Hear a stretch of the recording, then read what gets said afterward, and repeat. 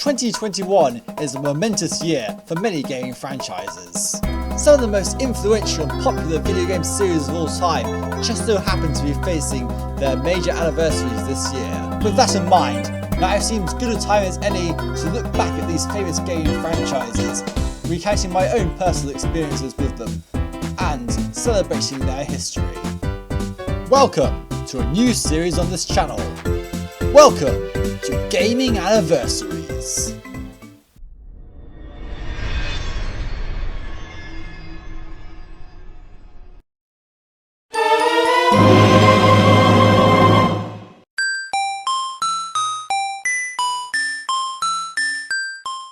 In 1986, a game was released on the Famicom in Japan, which would change gaming forever. Shigeru Miyamoto wanted to capture his experiences of exploring Japan in video game form, so he created one of the most iconic game series of all time, The Legend of Zelda. The series was a huge landmark for gaming, as it allowed it to move beyond its arcade roots and to a more expansive game format, helped by the addition of a save feature built into the cartridge, which was the first time this has happened in gaming. In many ways, though, it was well ahead of its time, with the limited capabilities of the NES making navigation around a large map extremely difficult for the type of game that was wanted to be made. With very little guidance whatsoever, it proved to be a problem for many gamers, to the point that in America they released a guide alongside the game to help players actually be able to complete it. Future installments would add additional features to help the player get through the game, mainly through NPCs telling you where to go.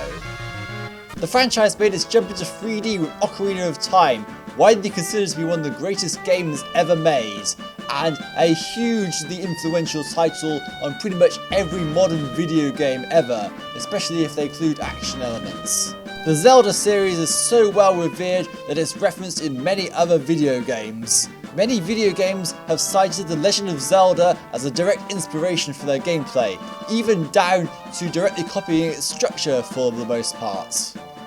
The series eventually came full circle with Legend of Zelda Breath of the Wild, finally realising the original game's true vision of having you explore an open world. And not only that, it upped the exploration massively by allowing you to climb any surface. While The Legend of Zelda has not been as popular as a franchise as Mario or Pokemon for Nintendo, it is still one of the better selling video game franchises Nintendo owns, and probably the most appealing franchise to a more mature crowd outside of Nintendo consoles. That being said, thanks to Elder Scrolls V Skyrim, open world games were able to gain mainstream appeal, and this has helped Legend of Zelda Breath of the Wild appeal to a wider variety of people who never played a Zelda game before, with Breath of the Wild appealing to a large amount of people who could never get into Zelda games before for whatever reason, or if it passed them by. In total, there have been 30 Legend of Zelda games, including 19 mainline titles and 6 spin-offs. The latest of which, Hyrule Warriors Age of Calamity, has direct ties back into the mainline games with Breath of the Wild. Pretty much every 3D Zelda game has or will be remade in some form by the end of this year. But you knew all of this already, and there's several videos on YouTube who can go into this in far better depth than I have, and I've already done so. So if you want to watch a real Legend of Zelda retrospective, there's no shortage of those on YouTube. So what I want to do with this Gaming Anniversaries experience is to tell my story on my experiences with these gaming franchises. So that is exactly what we're going to do. Let's start at the beginning.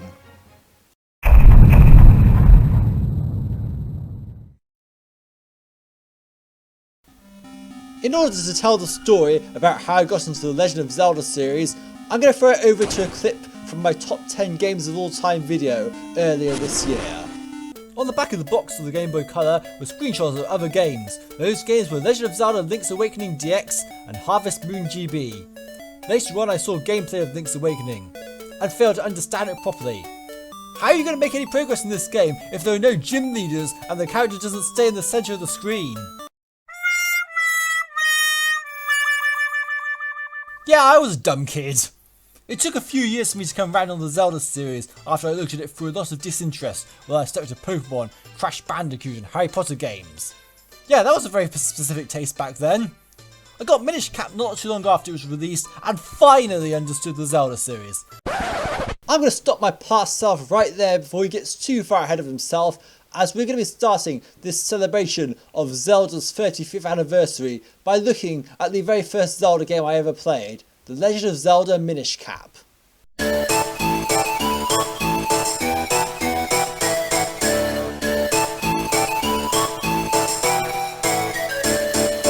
Developed and released by Flagship, a subsidiary of Capcom, Minish Cap tells the story of the Picori, a race of tiny beings from another world who came to the land of Hyrule to bestow the hero of men with a sword that could just drive away the dark forces threatening to destroy Hyrule. Many years later, a young man named Link, who just so happens to be the childhood friend of the Princess of Hyrule, Zelda, takes Zelda to the Picori Festival, an event to commemorate the events of the past, and to commemorate the fact that the door to the world of the Picori was opening for the first time in 100 years.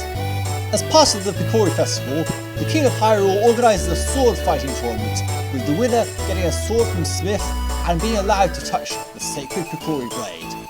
The winner of the sword fighting tournament this year was a man named Vati. However, it turns out that Vati was an evil sorcerer who had planned to win this all along. He uses his magic to break the seal of the Picori blade on the chest and unleash a bunch of monsters. Zelda is turned to stone by Vati during the ensuing conflict, and Vati is then disappointed to learn that aside from monsters there was nothing else in the chest. And so begins Link's quest to find a way to turn Princess Zelda back to normal.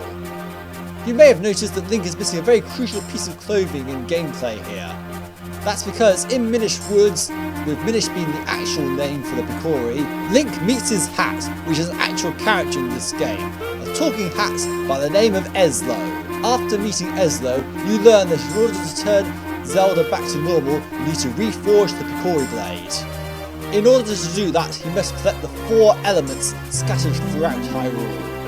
And that's the premise of Legend of Zelda Minish Cap. To this day, this is one of the greatest 2D Zelda games ever made. It was also the perfect game to introduce me to the Zelda franchise as someone who was brand new to it at the time, as it is very self-contained. At the same time, however, the game is relatively short compared to other Zelda games, as I will soon find out later down the line. Clocking in at just 6 major dungeons, the game goes by relatively quickly.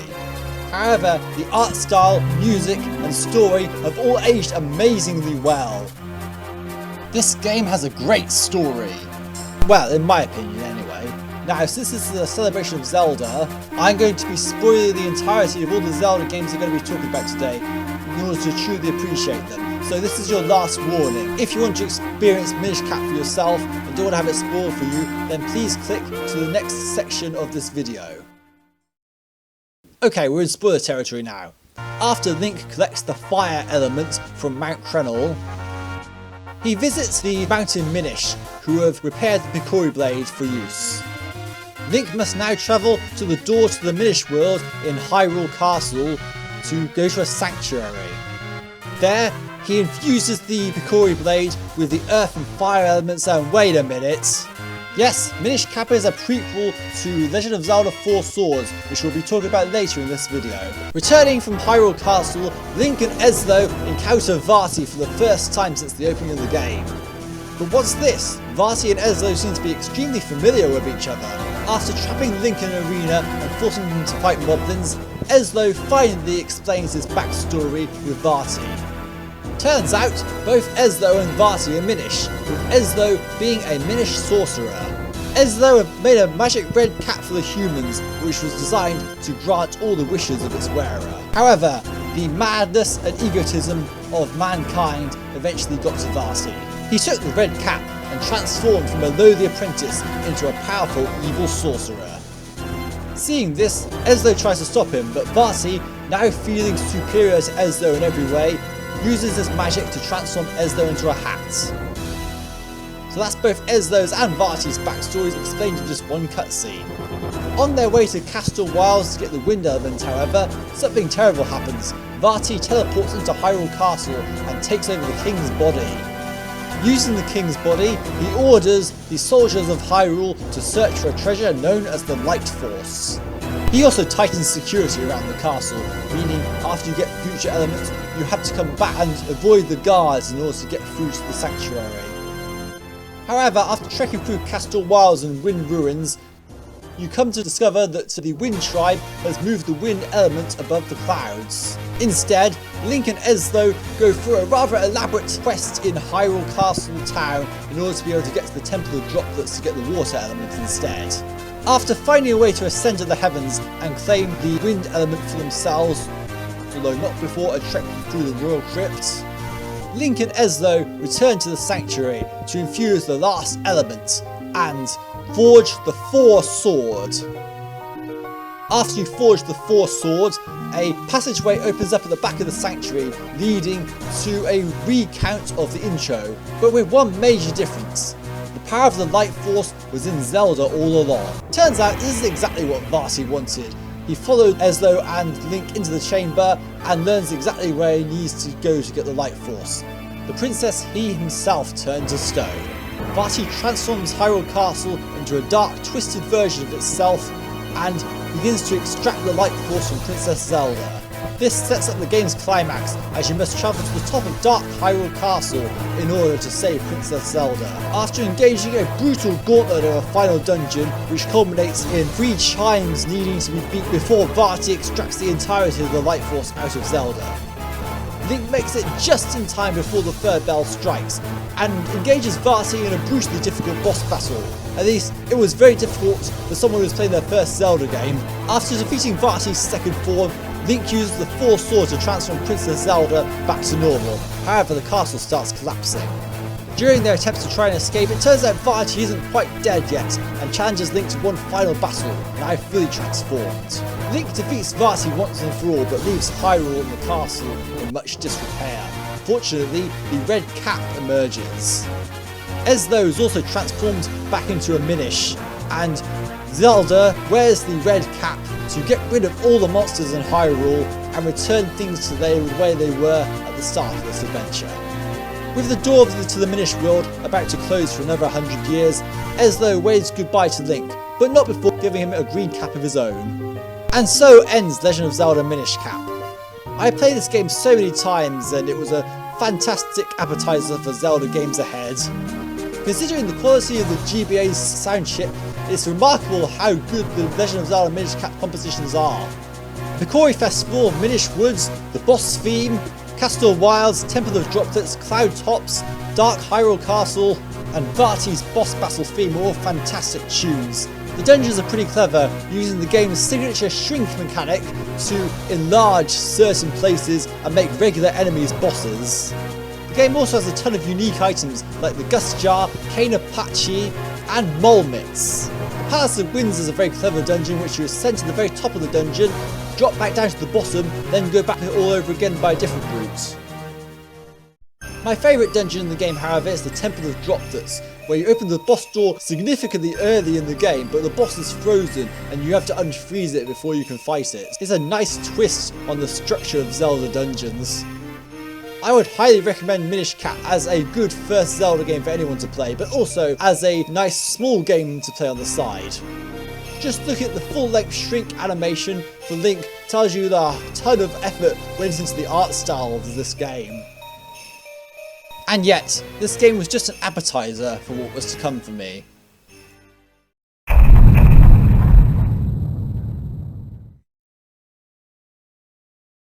So after coming around on Zelda, I decided to take a look at the official Nintendo magazine, who had a bumper special on the next upcoming major Zelda game after a new trailer for it was released. Excitement and hype was all the rage at the time, with this game promising to be something extra special. I would later come to find out that all Legend of Zelda games are simply called The Legend of Zelda before they are given their official title. This particular Legend of Zelda game would go on to earn the subtitle of Twilight Princess.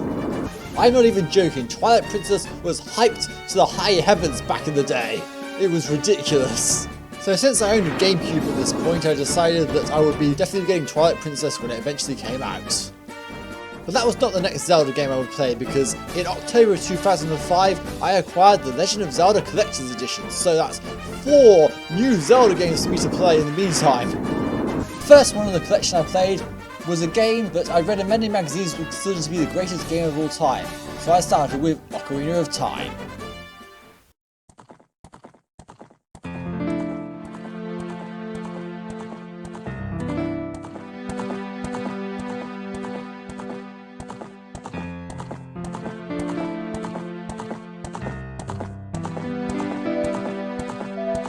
The Legend of Zelda Ocarina of Time sets the scene with Kokiri Forest, introducing the Kokiri tribe, who will all have a guardian fairy. However, one boy does not have a guardian fairy. Furthermore, he has a disturbing dream about a girl escaping on horseback, being chased by a menacing looking man. Sensing a lot of trouble, the Great Deku Tree sends Navi the fairy to accompany the young boy in his future quest. And hey, shut up, Navi! The young boy is called by the Great Deku Tree, tasked with saving him from a terrible curse. But unfortunately, despite the fact that Link goes on to retrieve the spiritual stone, it is too late for the Deku Tree, and he dies. Link then has to leave the comforts of the forest that he's always grown up in, and travel to the outside world, into Hyrule itself. There, after sneaking past the guards, he meets up with Princess Zelda, who tells him that she's had a dream that a man named Ganondorf wanted to break into the sacred realm and take the Triforce for himself. Zelda tasks Link with retrieving the other 2 spiritual stones and opening the door of time in order to reach the sacred realm. There, by entering the sacred realm and claiming the Triforce as their own, they will be able to stop Ganondorf from taking over the world. The Hyrule that Link travels through is a very whimsical land, filled with quirky characters like the owl and the King Zora,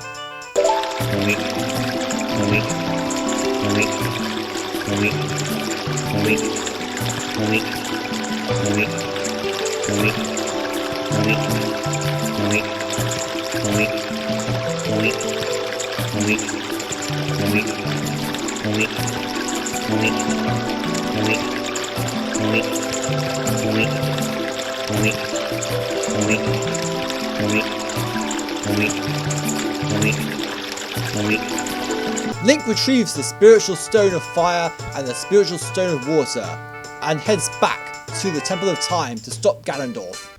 But it is this exact moment that the whole whimsical nature of Hyrule completely drops its whole act. And one of the greatest plot twists in video games I'd ever seen up to that point unfolds. See, I never really felt threatened by video game villains up to this point, because stuff like Team Rocket, Bowser, Eggman or Neo Cortex had big ambitions, but they never always succeeded, so you never really felt like they were genuine threats. So, when playing Ocarina of Time and seeing this plot twist unfold, I was completely caught off the hook the first time I played this game. Because, after Link unleashes the Master Sword and transports to the Sacred Realm, he gets sealed inside there for 7 years. In the ensuing period, Link has unwittingly allowed Ganondorf to take the Triforce. The worst case scenario has happened, and Hyrule is now an evil land. This was the first time I'd ever seen a villain who wanted to take over the world actually succeed in taking over the world. So Link, now a fully grown adult, must re-explore Hyrule and find 5 temples to retrieve medallions. The once peaceful marketplace is now a zombie town, and the whole of Hyrule is a lot darker and more mature. Dungeons are a lot more complex, and Link's new range of tunics allows him to interact with the environment in ways that he couldn't before. When you're taught how to dive as young Link, there's no way you'd expect to later on be taken on a dungeon which requires you to rise and fall through water. But the infamous Water Temple requires just that. After you collect all the medallions, another major plot twist is revealed. Or at least, it would be a major plot twist if Super Smash Bros. Melee didn't directly spoil it in its game design. Wouldn't be the last time Smash Bros. Would spoil the game either. Anyway, after an epic climax after Zelda is abducted, Link travels to Ganon's castle to save Zelda. After defeating Ganon, Hyrule is saved, and Zelda decides to send Link back in time 7 years to relive his childhood. And now we get to talk about the Zelda timeline. See, Ocarina of Time's storyline, which is admittedly quite cliche in retrospect, although that may just be modern tropes, is directly responsible for creating one of the most convoluted timelines in gaming. With its time travel aspect, there are games which follow on from the child and adult endings, so whether Link was a child or an adult leads to certain games. Along with the rather haphazardly put together failure timeline, which was confirmed in Hyrule Historia in the 25th anniversary. Going forward, I will be talking about where each Zelda game falls in the timeline, which doesn't affect Minish Cap, since that game takes place before Ocarina of Time. But yeah, Ocarina of Time, fantastic game and the grandfather of modern action games. Z-targeting revolutionised 3D gaming and made it really easy to fight enemies. This is now industry standard and you don't even necessarily use the shoulder buttons anymore, you just click the right analog stick. The boss battles in this game are all intensely varied to many degrees, and now I get to talk about a story I've wanted to tell for a while. See, in my first playthrough of Ocarina of Time, I got stuck on King Dodongo. I'm not even joking. After the rather simple boss fight that was Goma, when I came to King Dodongo, it didn't seem to be very obvious as to how you're actually meant to beat him. I couldn't see any obvious tells, and when I used Navi, she just told me this is a huge Dodongo that eats anything. I had no idea what I was going to do about that. But it turns out that was also actually a major hint. I was lacking some lateral thinking here, because what I didn't realise is you were supposed to use the bombs and throw it into his mouth. Because, well, he eats anything, so if he has a bomb, then it would damage him. I can't wait to bomb some Dodongos! Of course, I suspect most people know this already because it's one of those Zelda rules that a lot of games apply, but it's also something the game expects you to be able to understand, and Zelda games tend to do this quite a bit. This leads me quite nicely onto the next Zelda game on the list.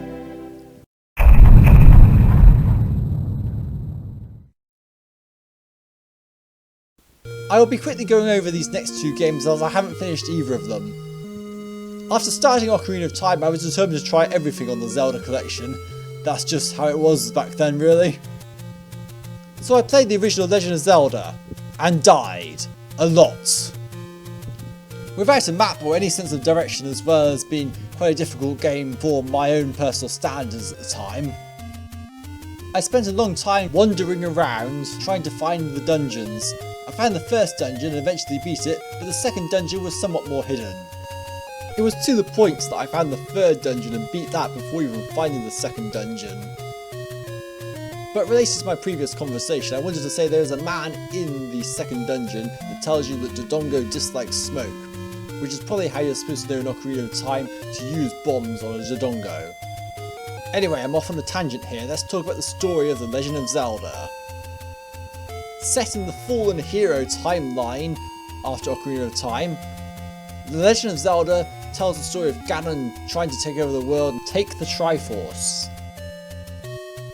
He already has obtained the Triforce of Power, but in order to protect the Triforce of Wisdom, Zelda splits it into 8 pieces and puts it across Hyrule. As Link, you must travel around Hyrule, find the 8 dungeons, find the 8 pieces of the Triforce of Wisdom, and use them to enter Ganon's Tower.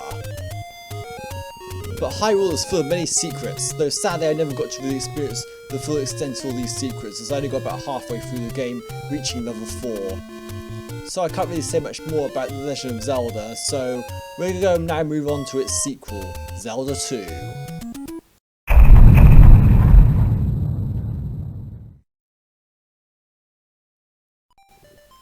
In 1989, Nintendo released the direct sequel to the original Legend of Zelda. Zelda 2, The Adventure of Link, was a dramatic departure from its predecessor, and seemed to be following more along the lines of the likes of Dragon Quest, which was really popular in Japan at the time, and still is to be fair. Taking place north of the original land of Hyrule, After Ganon was defeated in the previous game, his followers tried to revive him. Their plan was dark. They planned to use Link's blood. On top of this, Zelda has fallen into a deep sleep. Link must therefore travel to 6 temples, put the 6 crystals in there, and that will open up the way to the palace which contains the Triforce of Courage. Not that I got anywhere near that far, because I think I only got about 2 dungeons in or so. Zelda 2 is brutally difficult, even more so than in the first game. It's very easy to get ambushed by enemies in random encounters. Admittedly, I have since played more action RPGs like Kingdom Hearts and the Neo games, but even by those standards, Zelda 2 is brutally hard. You have a very limited health pool, and you can only upgrade it so much. Caves are massive platforming gauntlets that really test your ability to get through them, and I've heard nightmares about Death Mountain even though I never got that far. But it's Zelda 2 which established a very crucial piece of lore, the idea that there are multiple Zeldas. See, the brother of the Zelda from this game had a wizard friend who put Zelda into an enchanted sleep. The prince deeply regretted these actions. As a result, it was decreed that all female members of the royal family shall be named Zelda, and that is why the series is called The Legend of Zelda. Funny, the game without Legend of Zelda in its name defined the series. I never finished this game, but I did see the ending on YouTube, and this is the game that introduces Dark Link. So yeah, for a 4-game Zelda collection, I barely got much out of the 2 of the games on there, but there is another game on this collection that I did get a lot out of.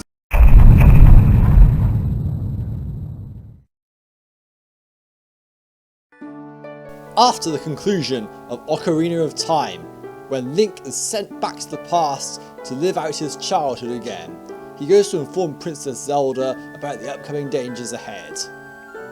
After this happens, he leaves Hyrule in search of a long-lost friend.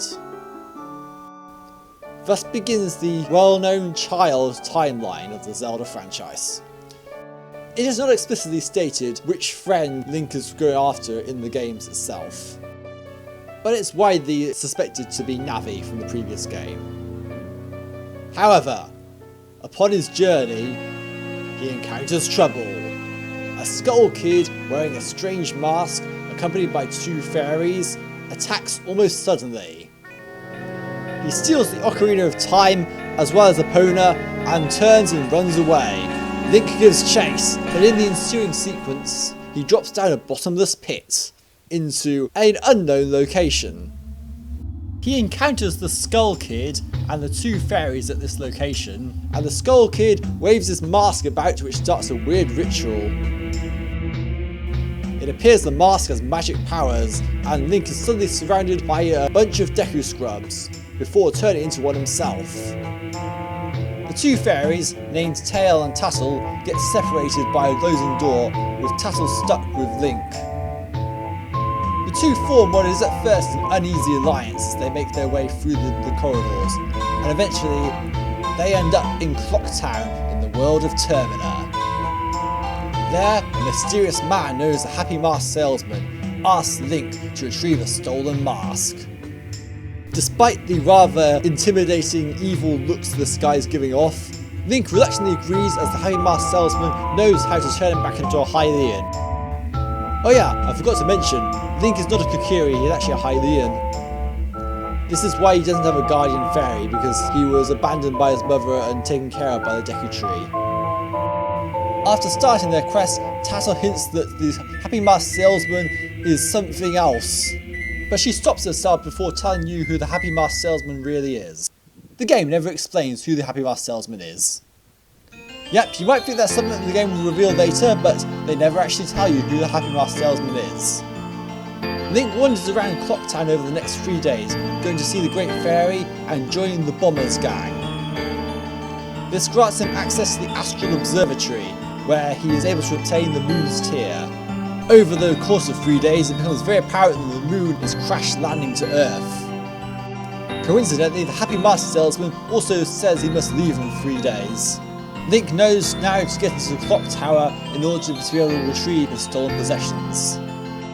However, the Clock Tower does not open until 5 hours before the Moon is due to crash land into Termina.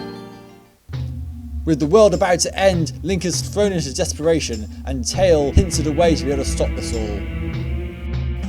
After the Skull Kid reveals that he disposed of Epona, Link is forced to retrieve his Ocarina by shooting him with a bubble. But with the world about to end, there doesn't seem to be anything that Link can do. He needs to do a lot in just the remaining hours when the world is about to end. Pulling out a set of bagpipes out of nowhere, Link plays the Song of Time and resets back to the first day that he arrived in Termina. And so begins The Legend of Zelda Majora's Mask. The main quest is not very long at all, comprising of just 4 dungeons. That being said, I never actually finished the game until 2018. The reason behind this? Zelda Collector's Edition, the Majora's Mask version on that, has a tendency to freeze. It worked fine for the most part while I was playing the game, but towards the end of the game, in the 4th dungeon, the freezing issues began to ramp up, and it put me off playing the game for a while. Thankfully, none of those freezing issues occurred when I returned to the game in 2018. While Majora's Mask can be just as quirky as Ocarina of Time can be, like the moment when you put the Deku Princess in a bottle, it also goes places Ocarina of Time never dares to go.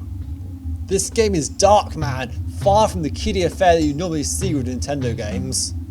In fact, this game gets so dark that any joyous occasion will have you crying up. I got teared over when you turn the man in Akana Canyon from a mummy back into a man, and there's this gorgeous reunion with him and his daughter.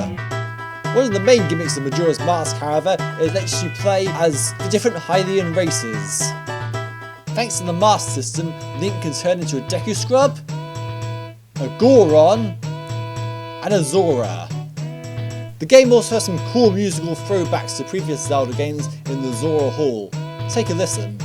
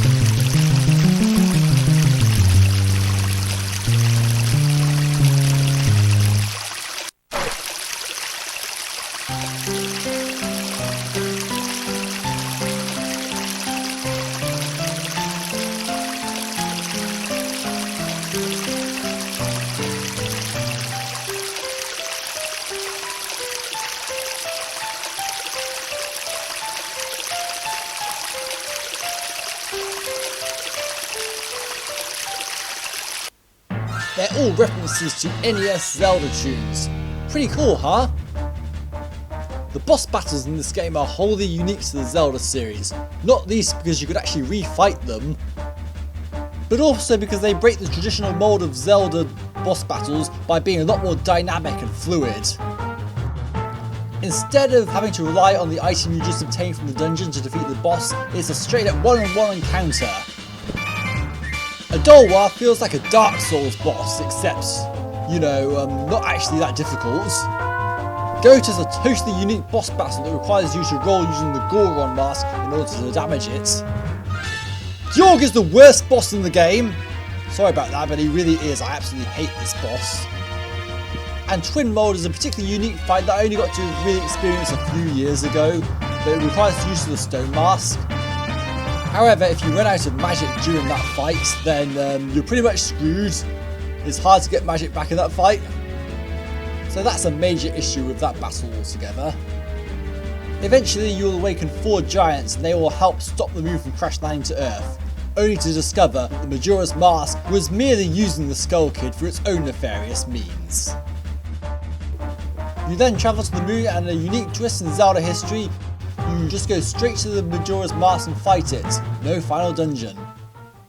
Unless you collect all the masks, that is. See, Majora's Mask may be short on the main quest, but it's all about the side quests in this game. Taking time out to do various chores and help the people of Termina rewards you with a variety of different masks, and if you get them all, you get the ultimate reward, the Fierce Deities mask. This thing is so horribly broken and overpowered that even Majora's Mask, the final boss, doesn't stand a chance. Furthermore, in these times of pandemic, both Fierce Deity and Majora's makes for some nice face masks to wear, don't you think? Oh yeah, let's not forget, this game introduces everyone's favourite Legend of Zelda character, Tingle. Inspired by Legend of Zelda series composer Koji Kondo, Tingle is a 35-year-old man who thinks he's a fairy. He was also established here as being a bit of a map specialist, and this would have ramifications in the Zelda series later down the line. Tingle will go on to star in his own spin-off games, Tingle's freshly picked Rosy Rupee Land. Majora's Mask is truly an all-time classic, but perhaps I should have played a better version of it. Then I probably would have rated it as higher than I did in the end, but I still really enjoyed the game overall. However, apart from these 4 Zelda games in the collection, that's not all there was.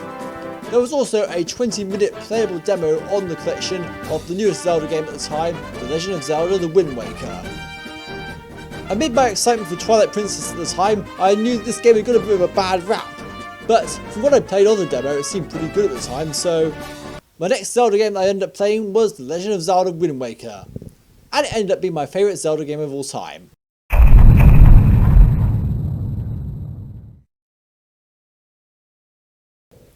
As the 6th generation of games consoles came around, games could start to look like high-end Pixar films, but could also be depicted in a way that makes them look real. There was a clear division of preferences between Japanese and Western gamers over what games should look like going forward. Japanese gamers wanted more bright, colourful anime games, while Western gamers wanted a more realistic direction. The Legend of Zelda series found itself caught in this crossroads. Despite its quirky Japanese nature, Ocarina of Time had a more Western-style graphic quality to it. So when Nintendo unveiled the GameCube, they showed a tech demo at Space World of Link and Ganondorf fighting in a realistic graphic style. But amid this dividing preferences, Nintendo decided to prioritise the Japanese market with their next game, Wind Waker. This prompted a huge outcry from Western gamers and began a long-running debate over Zelda graphical styles. But if you look at more modern games, I think it's clear to see which style won out in the end. And anyway, Wind Waker is my favourite Zelda game of all time. I'm not going to go too much into the reasons why, because I made a video on my top 10 games of all time, so check that out if you want to know a bit more. Instead, I'm going to use this opportunity to talk about Wind Waker itself a bit more.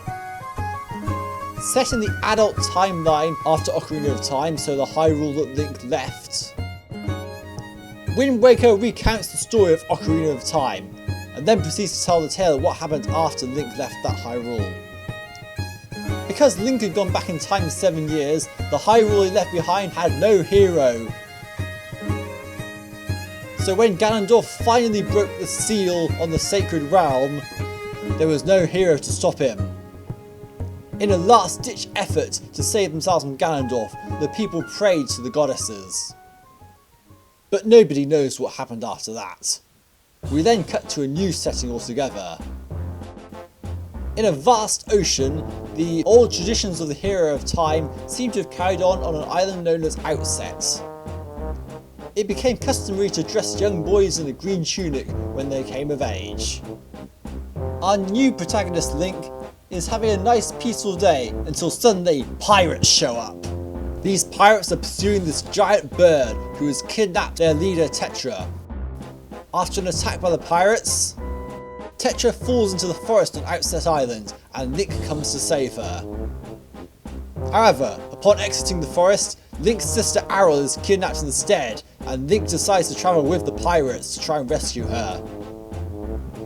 And so begins The Legend of Zelda Wind Waker. Despite its cartoony art style, this game is really well written and not kiddie in any way whatsoever.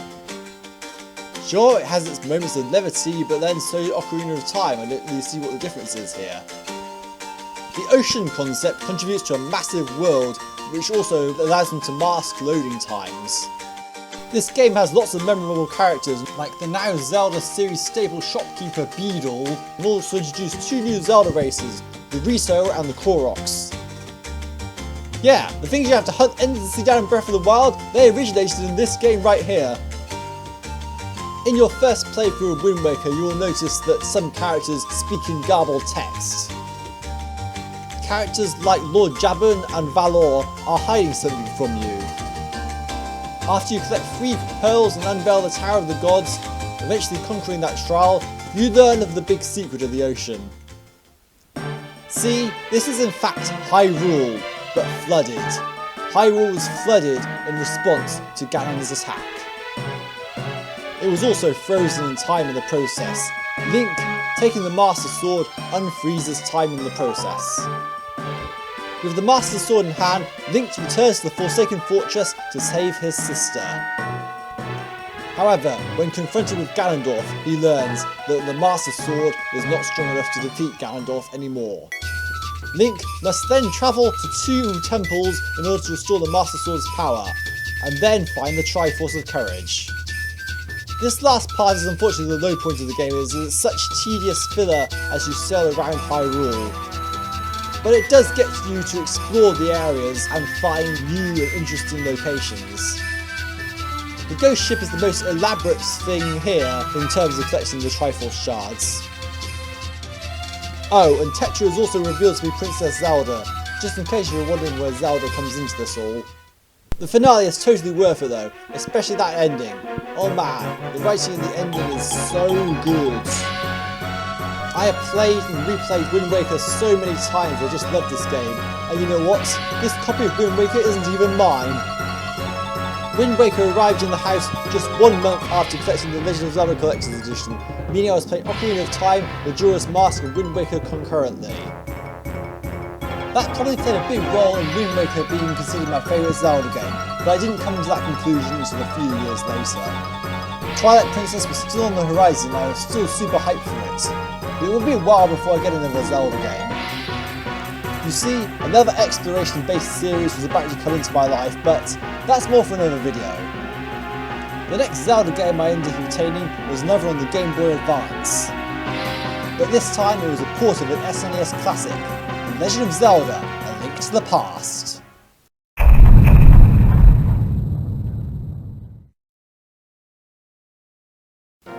So at this point I'd played every home console Zelda game that had ever been released, bar one.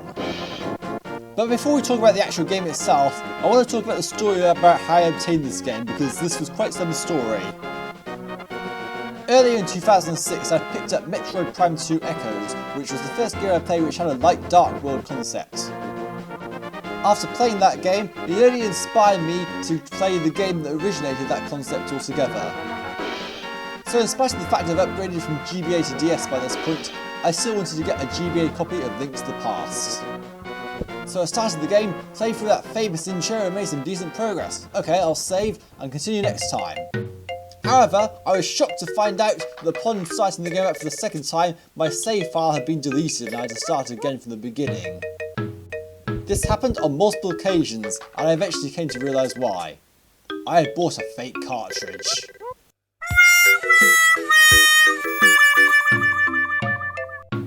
Admittedly, back then I didn't have a lot of confidence with doing online shopping, but eBay especially can be a dodgy place. I had tried to leave it in more capable hands in order to obtain this game. The problem was though, this seller had really good feedback. With 100% positive feedback, he didn't seem like the sort of person who'd sell a dodgy game cartridge. Until you read the feedback which said, "It arrived on time." How was I supposed to know that? So yeah, this is the first time I'd ever acquire a fake cartridge for one of my consoles, and it wouldn't be the last unfortunately. But eventually I got a replacement copy of Link to the Past and finally be able to start to play this SNES classic, albeit the GBA version.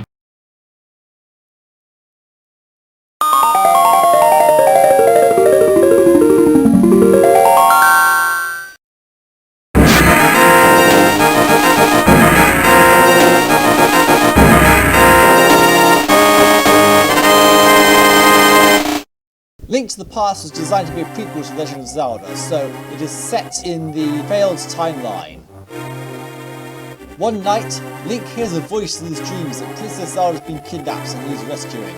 Link jumps out of bed on a rainy night to go and save her, despite the resistance from his uncle. After travelling to Hyrule Castle anyway, his uncle eventually gives him a sword and shield, and Link proceeds further down to the castle dungeons to rescue Zelda. Link takes Zelda to the sanctuary, which is accessible through the back of Hyrule Castle. There, he learns that in order to defeat the Dark Wizard Aghanim, he must collect some pendants, and so begins A Link to the Past. In truth, A Link to the Past plot is very basic, it is very gameplay focused, it is the game that pretty much defined the Zelda formula. But this also means it's extremely popular as a speedrunning game, probably the most speedrun Zelda ever to be honest. The game gives you a set order in which to do things, but it's not overbearing to the point where you can't break it and go off on adventures yourself. But man, without the modern refinements of the accessibility of modern day Zeldas, this game is really hard. Fairies don't give you very many hits back and enemies can be particularly challenging, especially some, including the infamous Moldorm boss. If you fall off the arena in this boss battle, you have to start the entire thing all over again. It's incredibly annoying. Once you collect the 3 pendants, you must travel to the Lost Woods and pull out the Master Sword, upon which you find out that Zelda's been kidnapped by Aghanim again. Climbing to the top of Hyrule Castle Tower, you eventually discover that Aghanim has been draining the power out of Zelda. After defeating Aghanim, the game reveals its biggest secret. You're only halfway through the game, and Aghanim draws you into the Dark World. While at this point for me, Zelda games having a second half with their own batch of collectibles wasn't entirely a new thing to me. This was technically the first time it had ever been done in the game. And though I say second half, there are in fact 7 dungeons in this, as Link has to rescue 7 maidens. Link travels through all of these dungeons of varying complexity and rescues all the maidens. Eventually, he saves Zelda from Turtle Rock, and all that is left to do is to fight Ganon. See, the wizard Aghanim is actually the alter ego of Ganon in disguise. You do not learn this until you're at the top of Ganon's tower. After climbing the gauntlet that is Ganon's tower and eventually reaching the top, you do have a very similar battle against Aghanim. After he's defeated, he transforms and flies over to the Golden Pyramid in the middle of the Dark World. Following him there, Link has a final battle against Ganon, and eventually defeats him, revealing the Triforce. Link uses the Triforce to undo all of Ganon's might and make everyone in Hyrule happy. After an extensive montage of what happened to all the Hylians, Link returns the Master Sword to its pedestal in the Lost Woods, saying it will sleep forever. I think time will tell on that front. While perhaps not as punishing as its NES prequels, Link to the Past is still a very challenging game, and it was an interesting game to play through.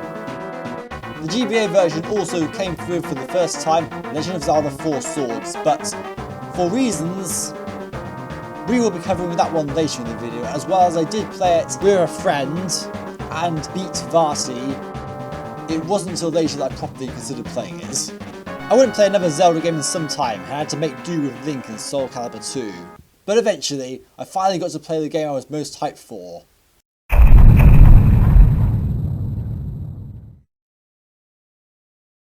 With the PS2 dominating the market and Xbox coming in and creating a more mature consumer base, Nintendo's GameCube with its focus on family-friendly titles was getting left behind. At the time, in cinemas, Peter Jackson's The Lord of the Rings trilogy was impressing everyone. Added to the vocal disappointment everyone felt after The Wind Waker was initially announced, Nintendo came to the stage in E3 2004 and unveiled a new, realistic-looking Zelda game. This Zelda game would eventually be subtitled Twilight Princess. Hype was at an all-time high, with Twilight Princess being billed as the true successor to Ocarina of Time. It was being considered to be a potentially epic game with a true cinematic feel to it. At the time of Twilight Princess's reveal, the video game industry was in a teenage phase. Games were darker and edgier than before, with many franchises shifting their focus to try and compete with this. Grand Theft Auto 3 and Halo started a mature revolution in the games industry. So, Twilight Princess was promising to be the adult Zelda game, one that appealed to an older audience, and oh hey, I was a teenager at the time, so seemingly this is the type of game that would appeal to me. There's another factor in all of this too. The Nintendo Wii had been announced, and Twilight Princess would be launching on the Wii as a launch title. With my hype for Twilight Princess and the Wii combined into one, I ended up getting a copy of Twilight Princess before I even had a Wii. It was about 2 months later, in 2007, that I finally did get a Wii though. So, Legend of Zelda Twilight Princess, a game being hyped up as one of the greatest games of all time. But it's 2021 now and Twilight Princess isn't actually considered on the same level as Ocarina of Time. Why is that? Strap yourself in as we take a look at probably one of the most important Zelda games in history. Not for what it was itself, but because its failure to topple Ocarina in the public eye, it's what eventually laid the groundwork for a Zelda game to be a true genre-defining game.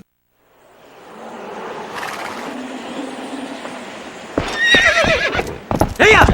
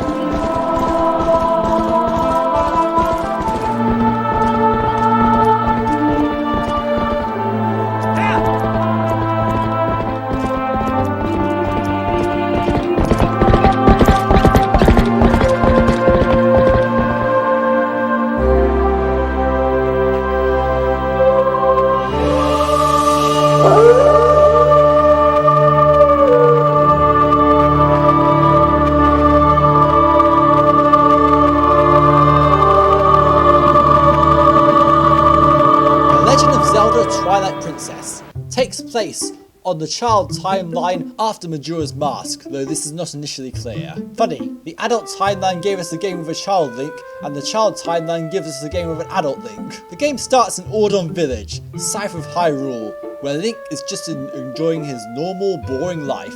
Gee, it sure is boring around here. After 3 days of goat herding and talking to his best friends Colin and Ilia, who the game seems to want to make out as waifu material, everything is suddenly thrown into chaos when a group of Bokoblins, led by King Bulbin, show up. They capture Colin and Ilia and flee across the bridge to Hyrule. Link gives chase, but upon crossing the bridge he finds this mysterious dark wall ahead of him. A mysterious dark hand then comes out of this wall and snatches Link, pulling him through there. On the other side of the wall the atmosphere is strange. Link's body begins to react to the strange magical atmosphere around him and he transforms into a wolf. Oh, an exploration game with dungeons where you play as a wolf. That sounds familiar. Link is locked up in the dungeons of Hyrule Castle, but fortunately he finds himself a new ally. This is Midna, and she's the best character in this game. Midna agrees to help Link escape, but on condition that he helps her retrieve something. Whereas Navi, Tassel and the King of Red Lions were all willing to help you out, Midna is just in it for herself, and this creates a fascinating dynamic as you play through this game. The two of them go through the dungeons and go to the very top of Hyrule Castle, where they meet Princess Zelda, who Midna refers to as the Twilight Princess. Now we get to talk about the main plot of this game. Some shadowy dude named Zant shows up in Hyrule one day. He forced Zelda to surrender and transformed the kingdom of Hyrule into Twilight.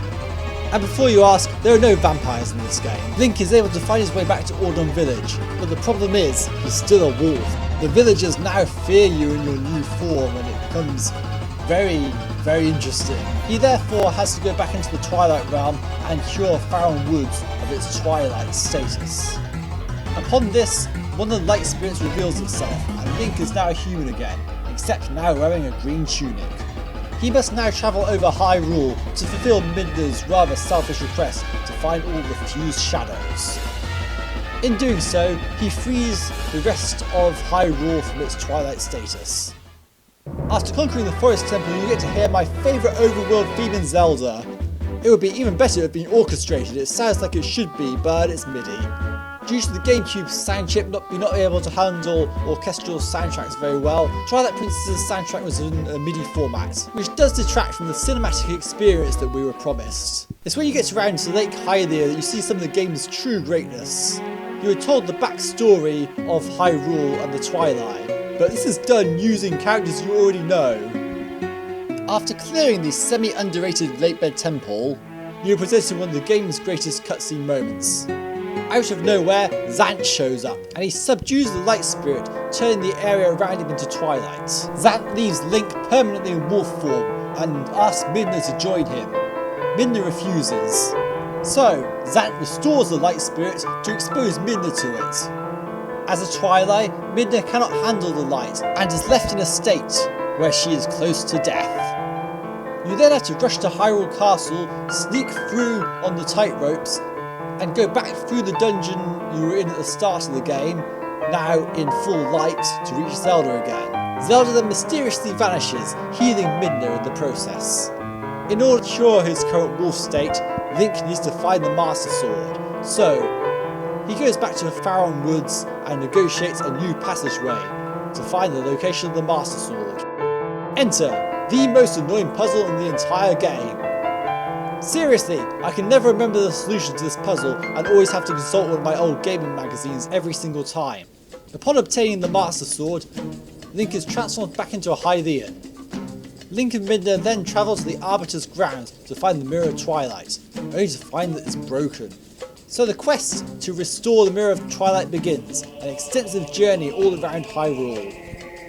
After fixing the Mirror of Twilight, Link and Midna travel to the Twilight Realm, where they confront Zant for the final battle. Also, you might think, but it turns out Zant is actually very weak. He has usurped the role of leader of the Twilight from the true ruler, thanks to power granted to him by someone banished from there. Yep, Ganondorf is the main bad guy in this game. Again. See, after Link went to warn Zelda of Ganondorf in Ocarina of Time's ending, Ganondorf was captured by several sages and sent to the Twilight Realm to be imprisoned there. That backfired in the end, didn't it? And so the real final showdown begins as Link climbs Hyrule Castle to save Zelda from Ganondorf. It is also revealed that the real Twilight Princess is in fact Midna. I mean, come on, you saw that one coming, right? Link climbs to the top of Hyrule Castle, where Ganon uses Zelda's body to fight Link. What's going on here? Well, it turns out Zelda's spirit has been in Midna this whole time. This is how Midna was able to survive in the world of light. Ganondorf then shows himself, and then he and Link have an epic horseback fight, culminating in an epic one-on-one duel between the two. Link defeats Ganondorf, saves Hyrule, and that is the Legend of Zelda Twilight Princess. Oh, and Midna is the true waifu, you all know it. Twilight Princess set a much darker tone akin to Majora's Mask, including one boss battle that starts with a jump scare.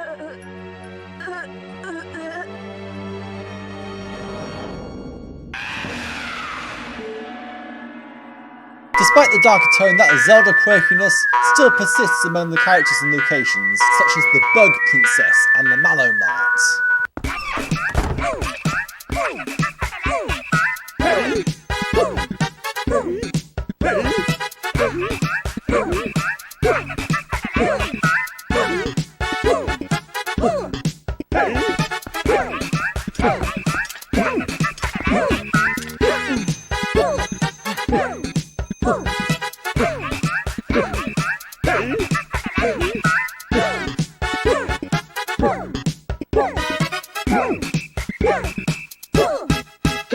My favourite character is the postman though, just because of the sounds he makes when he gives you a letter.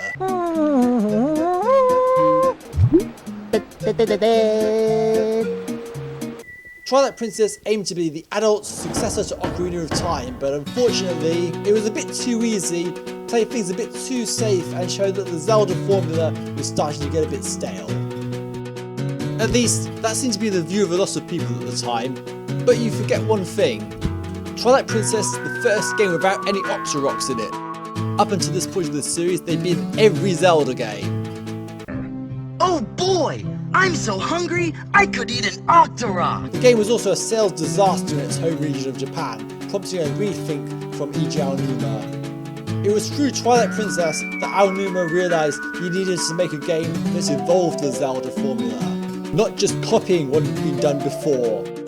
It would, however, take another 10 years before the Zelda team could make a true successor to Ocarina of Time. In the meantime, the handheld scene for Zelda was well and alive on the DS. Next up, we're looking at The Legend of Zelda Phantom Hourglass.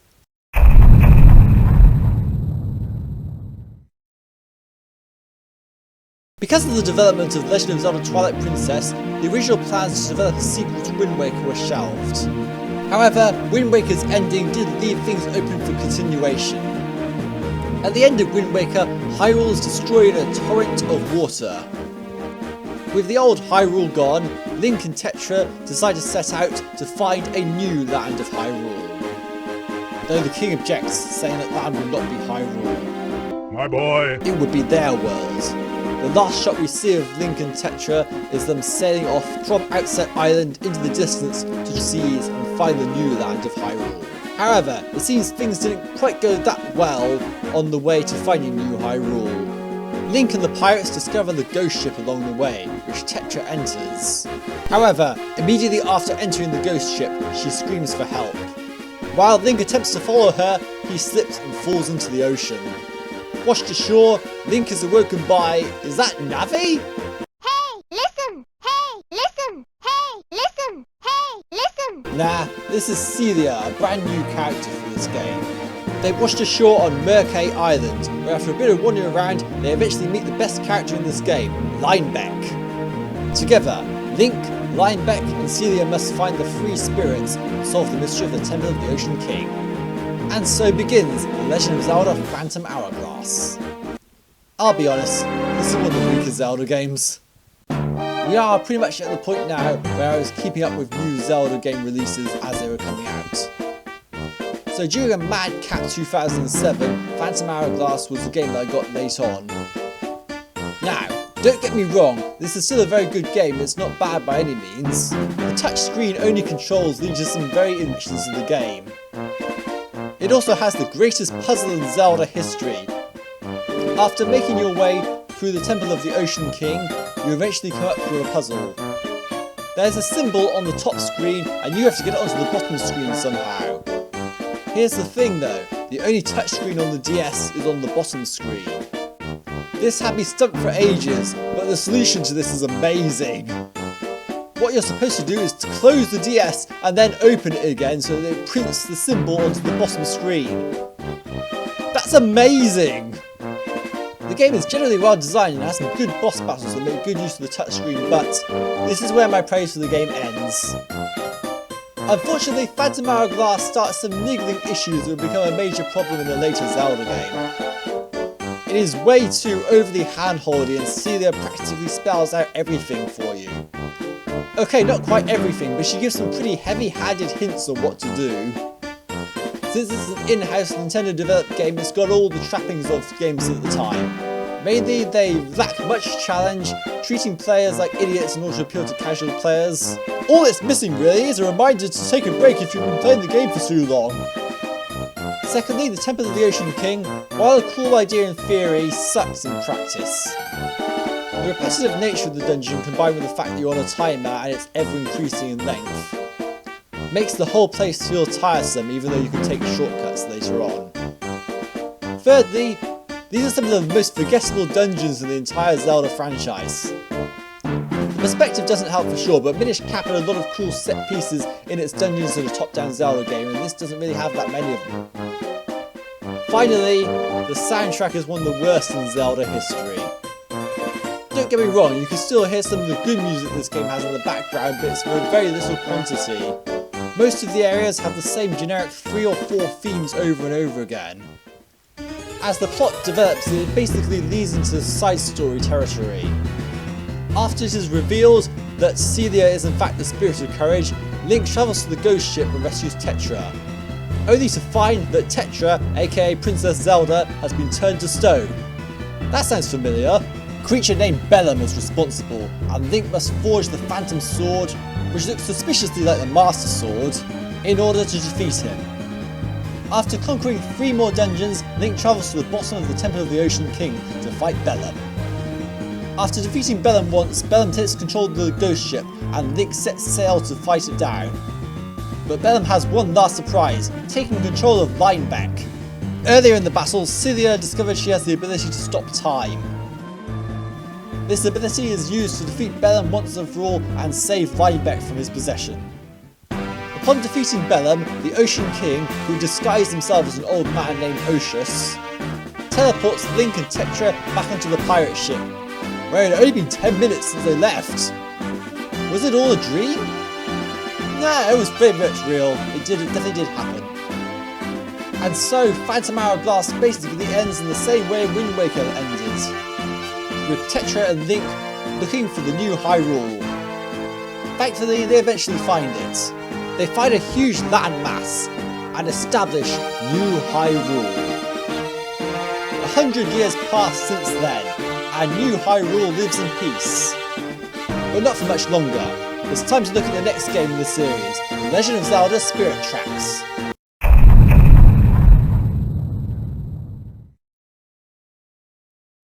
Before continuing any further, I must mention the fact that the land of New Hyrule was actually already inhabited when Link and Tetra found it. It was the land of the Locomos, an ancient race who presided over land covered in rails known as the Spirit Tracks.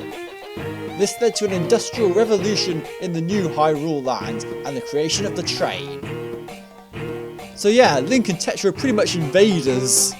They established New Hyrule and continued the foundations of the Kingdom of Hyrule, with Tetra continuing the bloodline. Old traditions like naming every firstborn woman Zelda are continued in this game, and this game we see Tetra's granddaughter. We meet a new iteration of Link where it is unknown whether he is descended from the previous Link or not.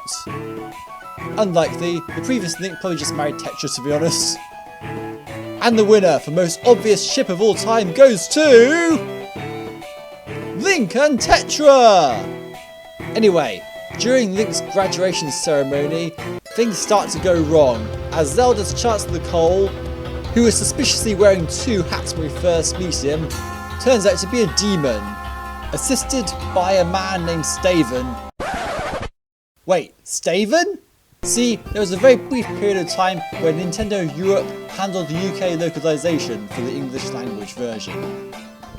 As a result, Spirit Tracks and Super Mario Galaxy 2 received alterations to the UK's English for their scripts. This resulted in two different English names for this particular character right here, with him being called Burn in the US and Staven in the UK. I guess with the UK sharing Japan's love of trains more than America does, then we probably deserved a different localization for this game. Anyway, Chancellor Cole steals Zelda's body and reduces her to a mere spirit form. The Tower of Spirits at the centre of Hyrule is also destroyed, and with the help of Anjin, Link and Zelda set out on a quest together to restore the tracks, as well as the Tower of Spirits. And so begins The Legend of Zelda Spirit Tracks. Wow, I gotta say, for a game that's simply recycling many elements from Phantom Hourglass, and made in just 2 years, it is a significantly better game than Phantom Hourglass. Sure, it still has the same sort of touch-only controls that Phantom Hourglass had, and it also introduces a new problem with the introduction of the spirit pipes, which means you have to physically blow with your own breath to the game's musical instruments. And the dungeons are still pretty forgettable, all things considered. Everything else just seems like a much better version of Phantom Hourglass. The train does feel a bit restrictive at first, but thanks to several tracks you can open up along the way, it leads to a large expansive map with a lot of side activities to do. The Tower of Spirits is a much better version of the Temple of the Ocean King, although it itself has its own problems. But one of the biggest improvements over Phantom Hourglass that Spirit Tracks makes is the music. Koji Kondo returned to score this particular game after his absence for the previous one, and in contrast to Phantom Hourglass's welterweight soundtrack, Spirit Tracks has one of the best soundtracks on DS. The reintroduction of a playable instrument really gave the sound team a kick up the backside. Everything just sounds so much more interesting, from the main overworld theme, train training, May score, Tower of Spirits, the final boss theme. Everything's just so good in this game, and I love this game's soundtrack. This was also the first Zelda game that I felt I really tried to go out of my way to do all of the side stuff. I felt really encouraged to explore and uncover new locations. That ended pretty quickly when the game froze in the middle of a side area. Whoops. At the time Spirit Tracks' release, I probably wasn't quite into gaming as I used to be, so it did take me a while to actually finish this game. There are other additional complications to it all, but it did take me quite a while to sit down and finally finish this game and reach the ending. So anyway, after putting the Tower of Spirits back together, you eventually get a one-on-one encounter with Staven. After struggling to beat Staven, Anjin appears and teleports Link and Zelda away before battling Staven herself. Malladus eventually betrays Staven and Staven becomes a good guy for the rest of the game. Hunting down 2 artifacts, Link is able to retrieve the Locomost Sword, which again looks like the Master Sword, dang it! With the Locomost Sword in hand, and this is the point in the game where I didn't pick up for a while, Link and Zelda head to the Dark Realm. After an extensive battle against the Demon Train, wait a minute, that train has a face! Link, Zelda and Staven eventually come face to face with Cole and Malladus. Staven sacrifices himself to give Zelda time to return to her body. Malladus then possesses Cole and decides to destroy the world before he dies. However, after a wonderful duet, one of the game's best set pieces, Link and Zelda eventually start the final battle. Malladus is defeated and wait, this game has multiple endings? Yeah, this is the only Zelda game which actually has multiple endings depending on what you choose to game. Sure, it's only an endgame decision. It's still something you don't really see too often in Zelda games. While it's far from the greatest Zelda game of all time, Spirit Tracks is nevertheless an enjoyable game which I would highly recommend if you can push through its touch and microphone controls. You might be wondering, where are the other handheld Zeldas in this video? Trust me, they're coming later on. For now though, Nintendo's casual focus and game design will be brought to the big limelight. After 2 Zelda games on DS, it was the Wii's turn to get a Zelda game specifically designed for it. With Wii Motion Plus finally delivering the one-to-one gameplay that was promised at the start of the Wii's lifespan, Nintendo were finally able to make a Zelda game that people have been crying out on the Wii since day one. A bit too late to the party though. So let's take off with The Legend of Zelda Skyward Sword.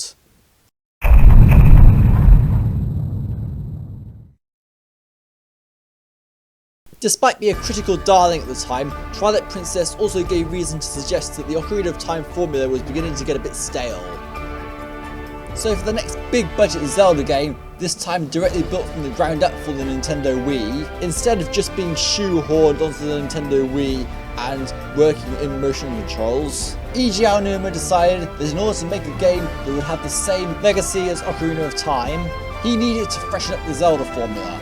At the same time, after seeing the sword fighting in Wii Sports Resorts, Aonuma became convinced around being able to build a Zelda game around this.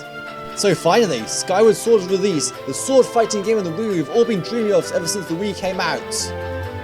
Wait a minute though, apparently in 2011 the Wii is a dying console with the PS3 and Xbox 360 have overtaken it in popularity. Casuals have abandoned the console in favour of mobile phones and tablets, and hardcore gamers hate motion controls. Oh dear, this isn't going to go over very well, is it? After its complete absence in Twilight Princess, though it did make an appearance in Phantom Hourglass and Spirit Tracks, we finally have a proper opening Legends scene to tell the backstory and mythos of this particular Zelda game. We are introduced to the goddess Hylia and her ongoing war against the forces of evil. On an unnamed land in this battle, the forces of humanity were in danger from the forces of evil. Hylia ordered all the humans to stand on a certain outcrop of land, which she sent into the sky. Squadala, we are off! Hylia then proceeded to do battle with the forces of evil, while human civilization evolved in the sky. Years later, this outcrop of land, now known as Skyloft, has been so separated from that battle many years ago that many believe the surface to be a myth. You might be wondering though, I'm calling this the surface and the land. Why am I not calling it Hyrule? It's Hyrule, right? Well, Skyward Sword is a prequel to the Legend of Zelda series. Think of it something like The Magician's Nephew or La Belle Sauvage. And there we go mentioning C.S. Lewis and Philip Pullman in the same sentence. Okay, from a video game perspective, Kingdom Hearts Birth by Sleep is probably a fairer comparison. A case where the author is able to go back and expand on things touched on previous work. Prequels can help enrich the world they are telling, and Skyward Sword attempts to do that by telling the story of the Master Sword's creation. So you jump into the action and oh no, worst nightmare possible, unskippable tutorials!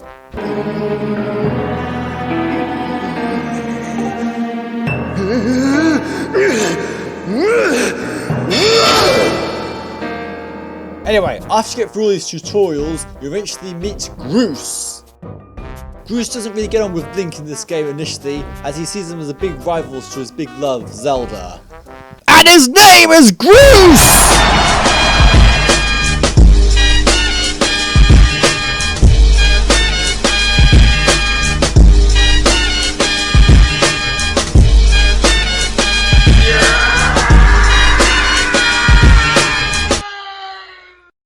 Yes, after years of speculating, it is in Skyward Sword, Link and Zelda are actually a couple. The Zelda shipping community finally got their wish after 25 years. However, one day a mysterious tornado appears and sweeps Zelda away. Link is then led by a mysterious figure named Fi to the goddess statue. After pulling the sword in the statue, Link is chosen to be the hero and sets out on his quest. And so begins The Legend of Zelda Skyward Sword. It is at this point, however, that we have to talk about Fi.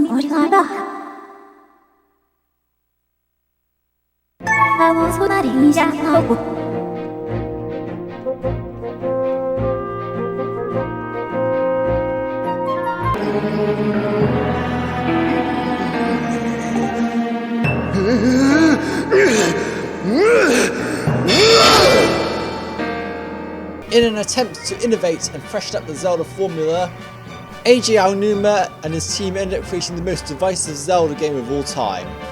Despite getting critical acclaim upon release from major reviewers, Skyward Sword was one of the worst selling 3D Zelda games and the one criticised by the fans more than any other Zelda game. To the point where it's practically become a meme to hate on Skyward Sword. Anyone would have you think that Skyward Sword is the worst game ever made, but... So I'm going to take this opportunity to talk about what I thought of the game and what criticisms I agree and disagree with. Starting with the controls. Skyward Sword's controls have been regularly criticised by people for not working properly. This I completely disagree with. I have never really had any problems with the controls in this game. Aside from the Wii Motion Plus pointer perhaps being not quite as accurate as the Wii pointer, Link's sword is super responsive with the motion controls and generally goes in the direction that you want to swing it. Granted, it only swings in 8 directions, but that's a remarkable improvement over Twilight Princess's basic sword swinging. And it needs to be too, because the entire game's combat is designed around being able to swing your sword in multiple directions. Even the basic bokoblins are very aggressive and require you to vary your sword strikes.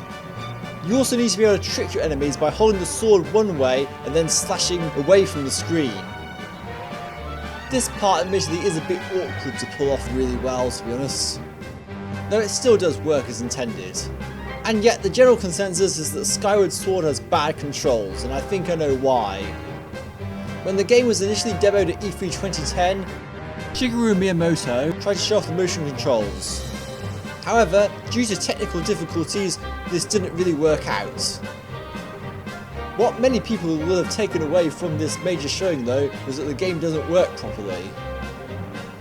In that respect, you couldn't understand why people didn't think the controls might work properly. Though if they generally didn't work for you, then fair enough. Next up, we're going to talk about the overworld. Since Skyward Sword is set at a time before Hyrule existed, the overworld is barren, rigid and overly linear. Each area is also heavily segmented, with the only means to be able to travel between them being Loftwing and flying through the sky. This I pretty much have to agree with. Skyward Sword's designers obviously thought that the dungeons were the best aspect of Legend of Zelda when trying to innovate the series. So they tried to make the overworld more like the dungeons, but then again it just feels like a dungeon leading up to a dungeon. It just doesn't work. Though the Nehru Desert is generally an interesting area, I will give them props for that. Next up, the Silent Realms. Taking its cue from Twilight Princess and its Tears of Light collection segments. You play as an imposter Link and have to sneak your way stealthily around a certain area. But if you get caught,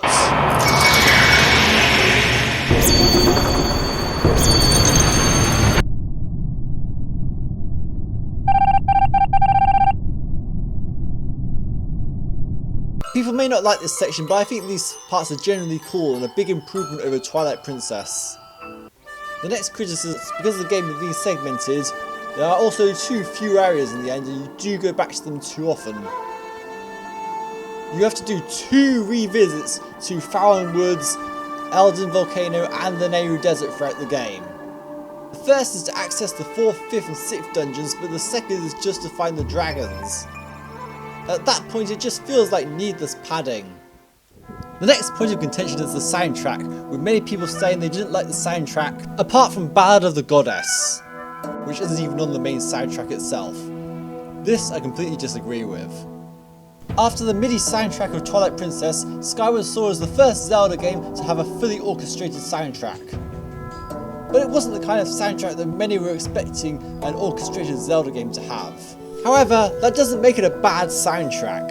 And Brewster's theme, the sky, Stalfos, Girahim, the Nehru Desert Pass, Koloktos, the Nehru Sand Sea, the Fire Sanctuary, all 3 Demise themes, and the staff credits are all amazing soundtracks.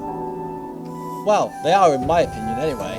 They went for a different style of soundtrack with the Zelda game and it's totally unique. The last complaint people have is the boss battles.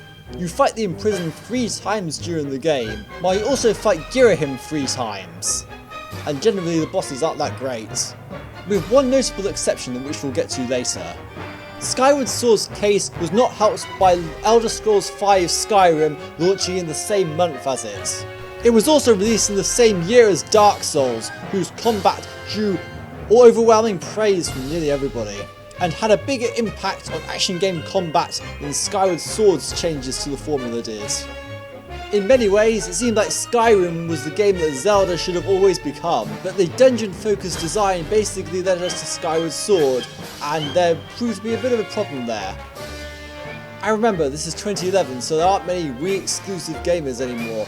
Most of them also own a PS3 or an Xbox 360 and Skyrim was available on those, so it was made Skyward Sword even harder to sell really.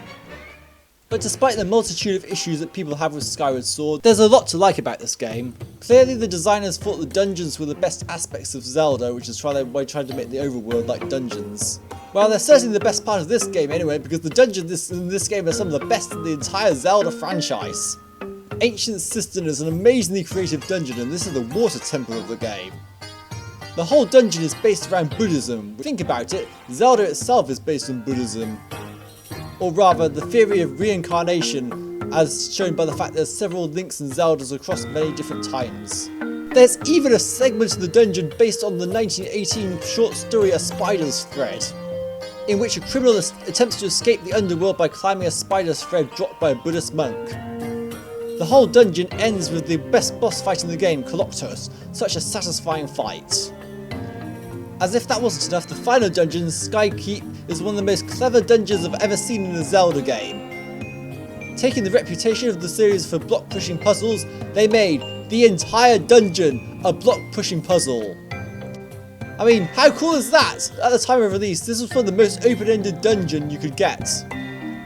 I beat this dungeon without even playing through the Earth Temple room. I mean, wow.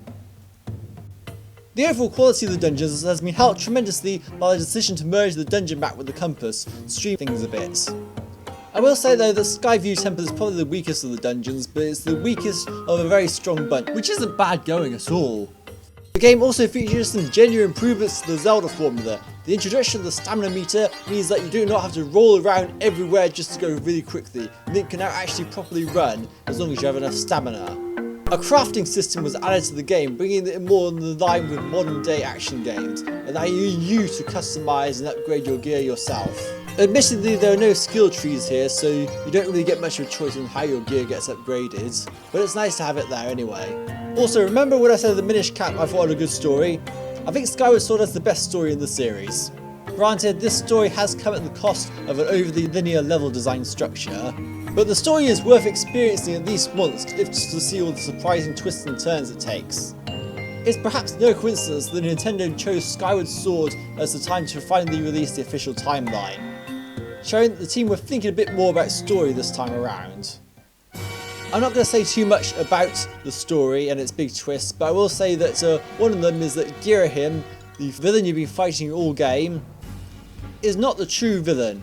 He abducts Zelda, travels into the past and tries to sacrifice her, in order to revive his master who was transformed into the imprisoned, but his true name is Demise. So yeah, kind of a last minute villain, but Demise is in fact the origin of Ganon.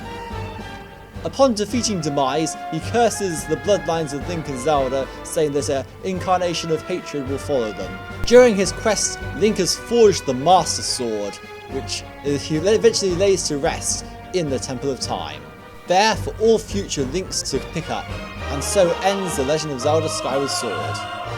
Okay, that's paraphrasing the ending and not giving away one of the bigger twists in the ending, as well as the fact that Bruce becomes a good guy, but that's basically what happened, and that's how the entire Legend of Zelda chronology started.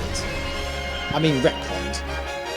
But though Link would lay the Master Sword to rest for a long time, another legendary sword, the Four Swords, was next to be created in Minish Cap. Now that I think about it, Skyward Sword and Minish Cap have a lot of parallels to each other in story. It's almost like the guy who directed the Minish Cap also directed Skyward Sword. Oh wait, he did. Anyway, the next Zelda game we're going to look at shows what happened after that. It's time to finally prepare for Vati's grand return in the Legend of Zelda 4 Swords Anniversary Edition.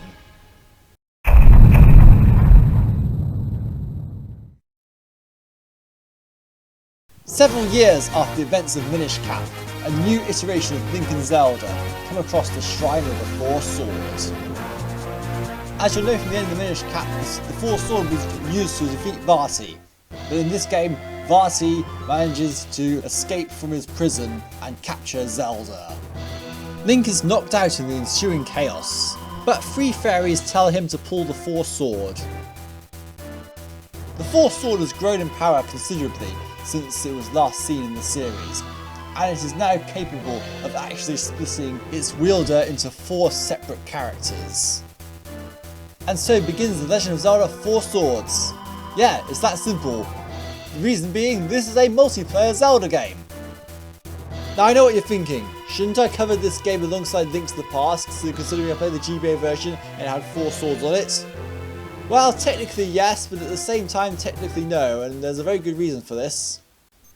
While I did play 4 Swords on the Game Boy in multiplayer, it was kind of a half experience in a way. In many ways, though I played in 2-player, I was just kind of going along and just being told what to do by the other player, so yeah.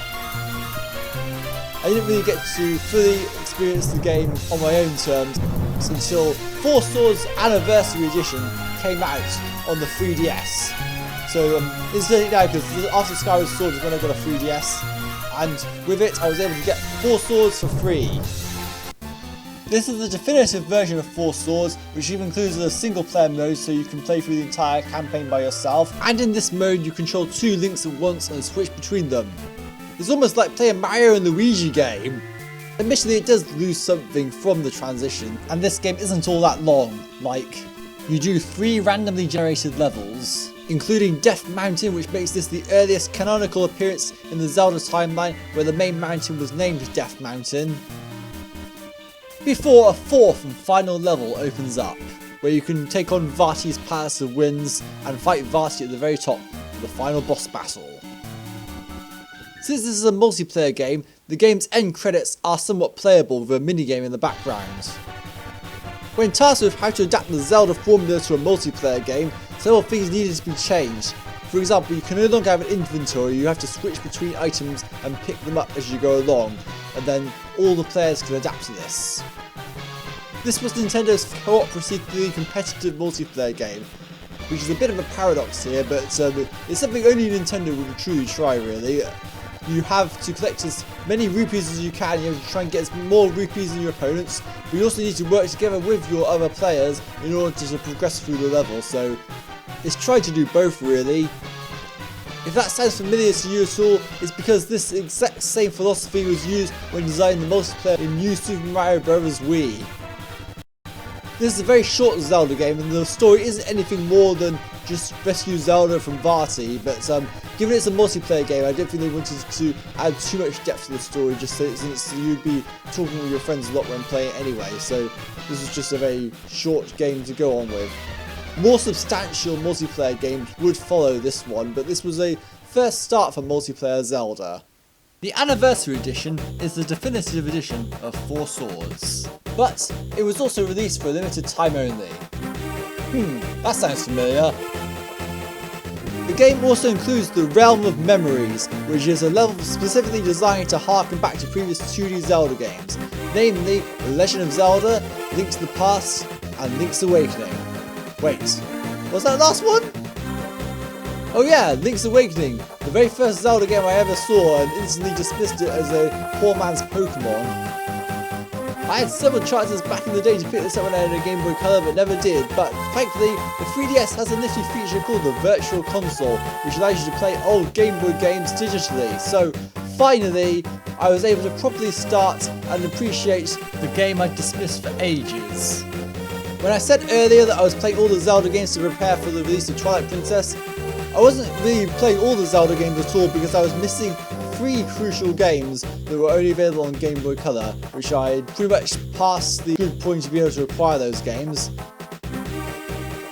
But thanks to the 3DS we can get them all digitally, so the first one I downloaded actually was the one I'd heard the most praise towards, The Legend of Zelda, Link's Awakening.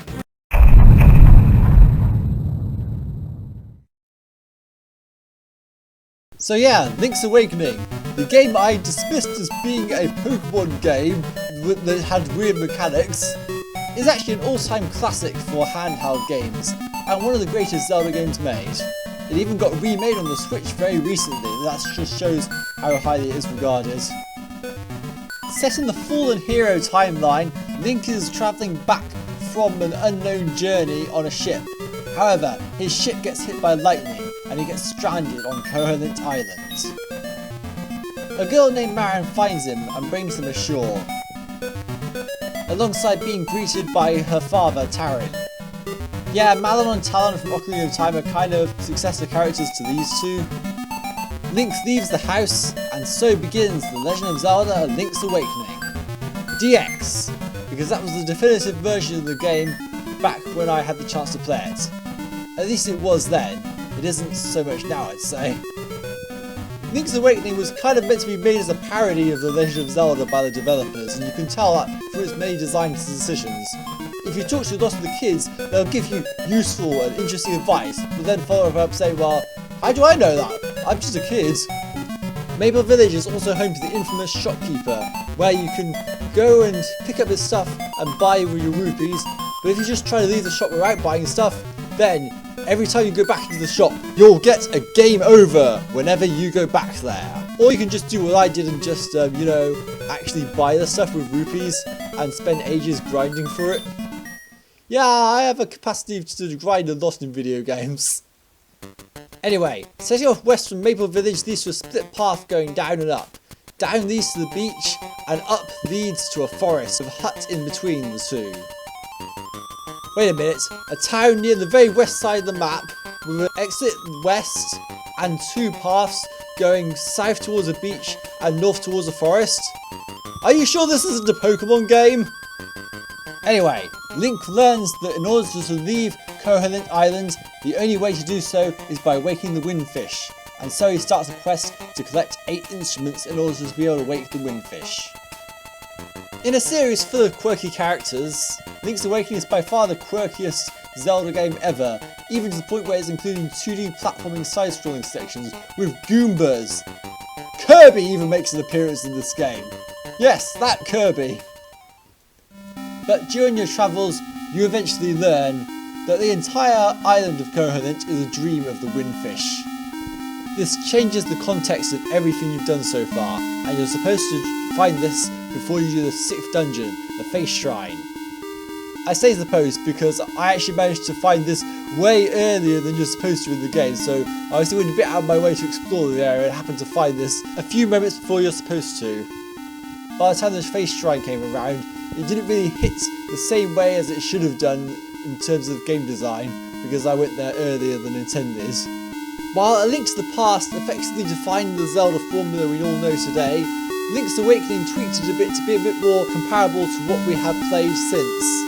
In fact, this game had musical instruments in it before Ocarina of Time did. And fishing. And an owl. In fact, a lot of what Ocarina of Time's success and features are a fair bit to this game. But yeah, all the bosses you'll be fighting in this game are the Nightmares.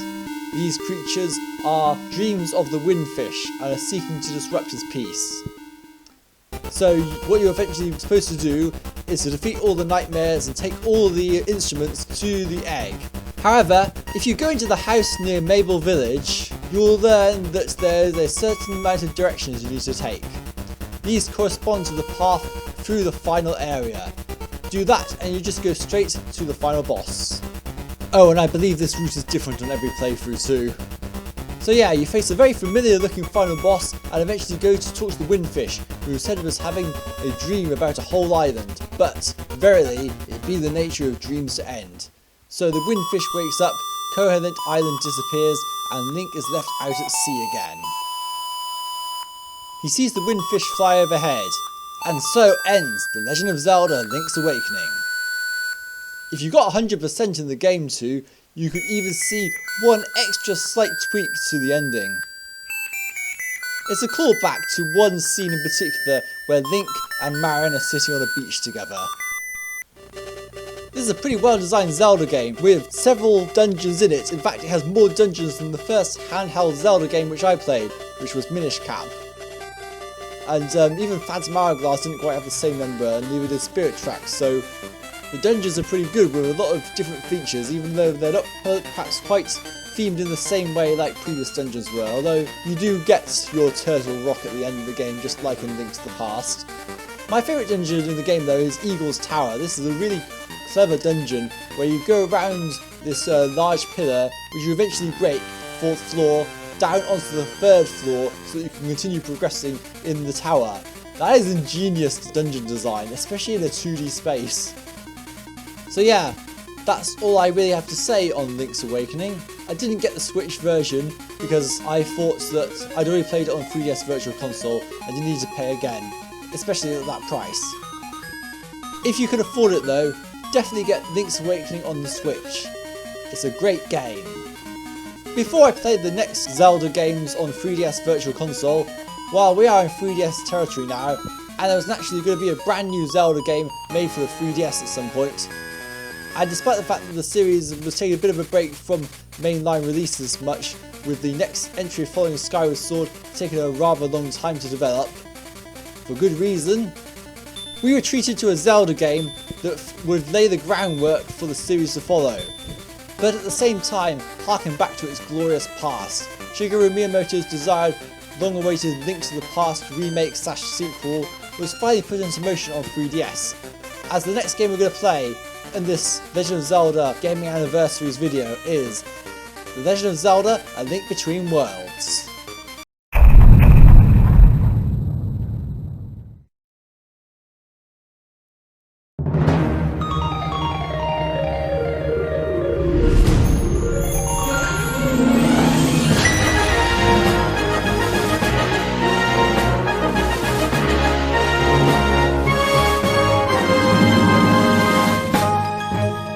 The Legend of Zelda: A Link Between Worlds is essentially one of the most important Zelda games ever made, as it was the stepping stone between traditional Zelda and Breath of the Wild.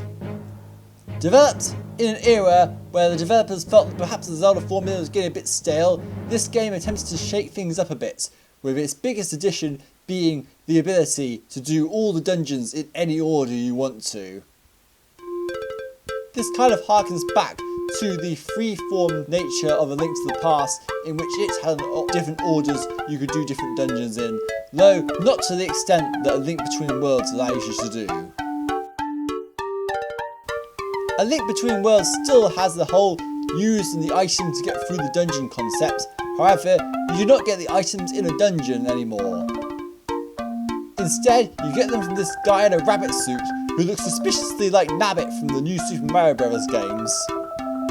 He kind of shows up in your house and then turns it into a shop where he has all his items available. He then charges you to rent all his items, and you rent the item that you need for a particular dungeon. However, if you die while you have the rented item, you have to go back and rent the item again. Or you could, just grind for rupees and straight up buy the items.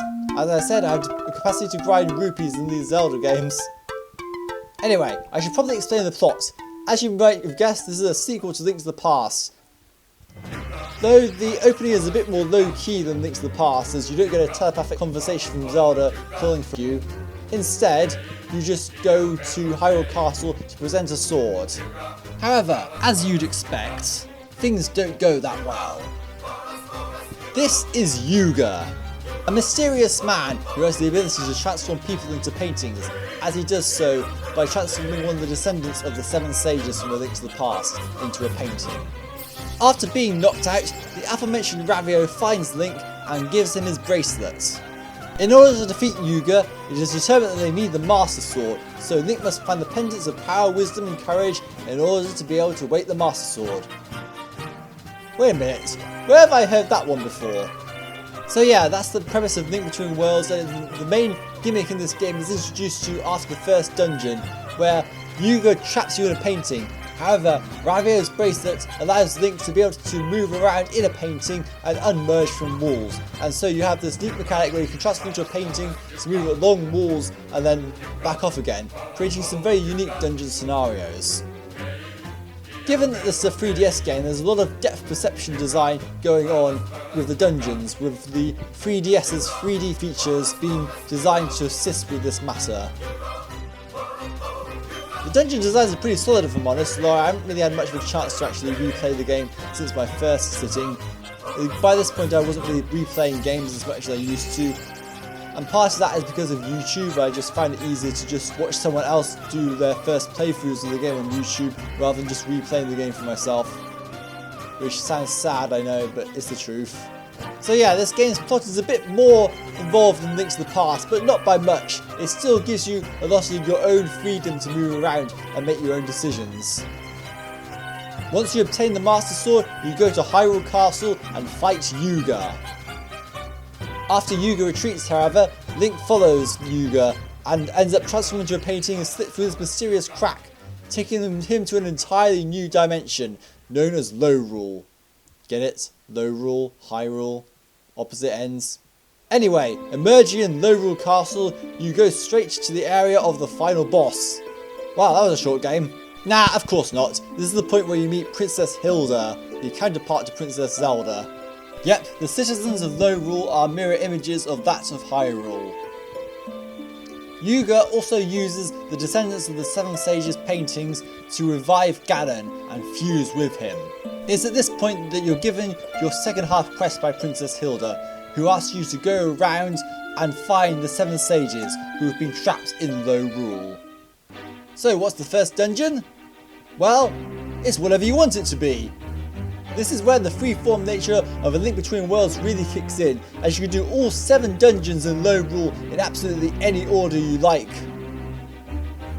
Unfortunately, this has a bit of a knock-on side effect, where the last dungeon you face will end up being the easiest because you'll have a lot more health to be able to tackle the dungeon with, while the first one you face will be significantly harder than the rest.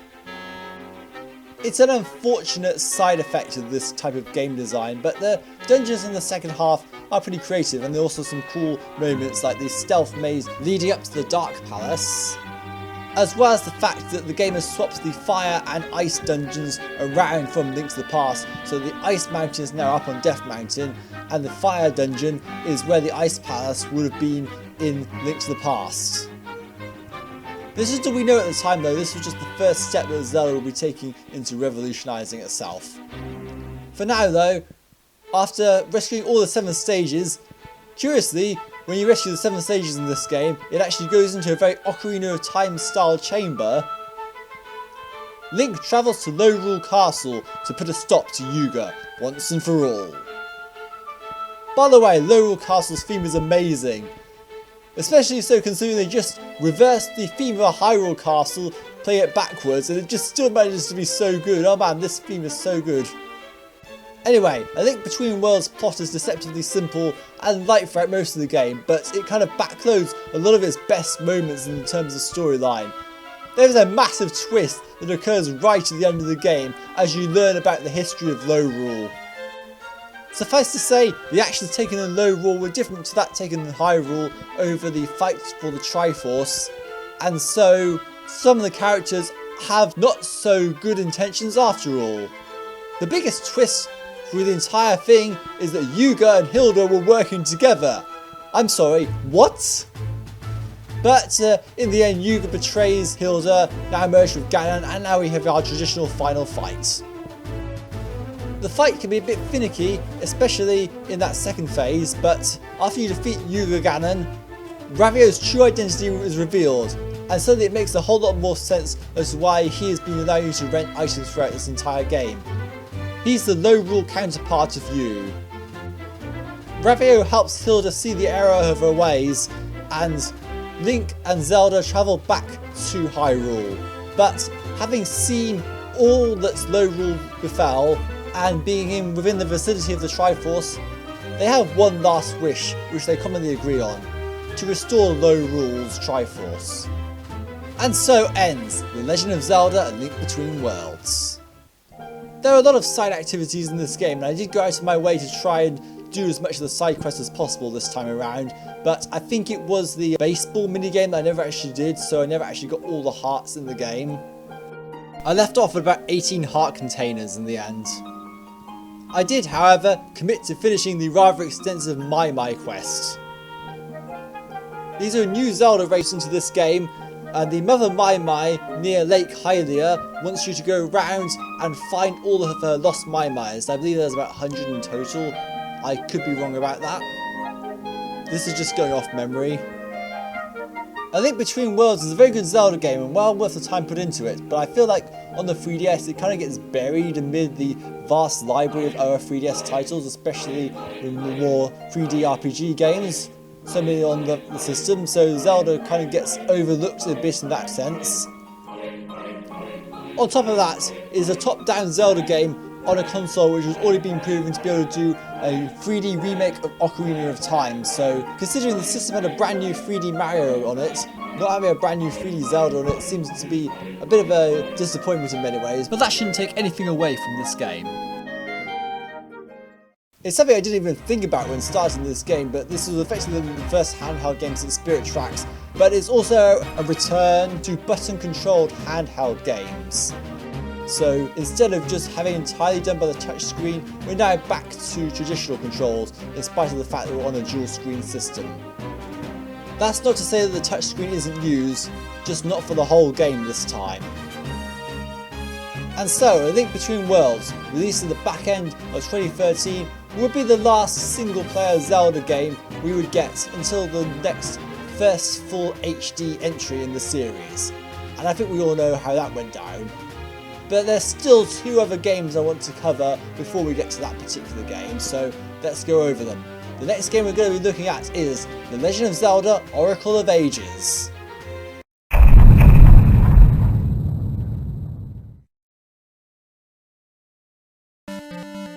At this point, I've been playing Zelda games for just over 9 years.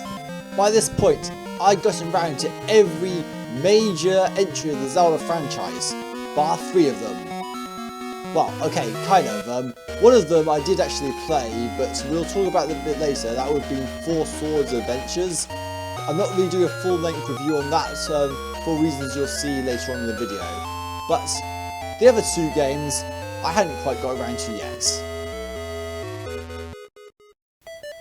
However, after the release of A Link Between Worlds, Nintendo released the last remaining two mainline Zelda games that I hadn't yet played onto Virtual Console. The games that Capcom made before Minish Cap, and Four Swords for that matter. Two games were released that I could have got during my time owning a Game Boy, but due to my disinterest in Zelda at the time, I didn't get. Finally though, through digital download, I was able to acquire them and play them for myself, and the first of these two that I ended up playing was The Legend of Zelda Oracle of Ages.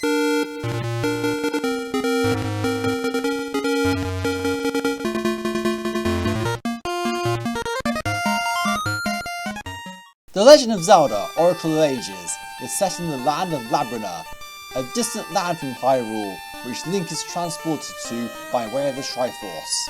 There, he meets Nehru. No, not the Hylian goddess Nehru, this is a different Nehru altogether, a human Nehru.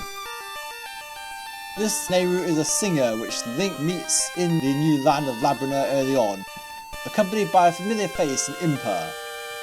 Or so he thought.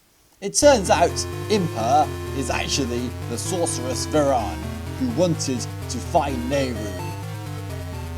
Viran had been possessing Impa, but wanted to possess Nehru, as Nehru is the Oracle of Ages. By possessing Nehru, Viran could reshape time to her liking. The flow of time becomes corrupted across the land of Labrina, and Link must now travel back and forward in time in order to fix the problems with Labrina, collecting the 8 essences of time in the process.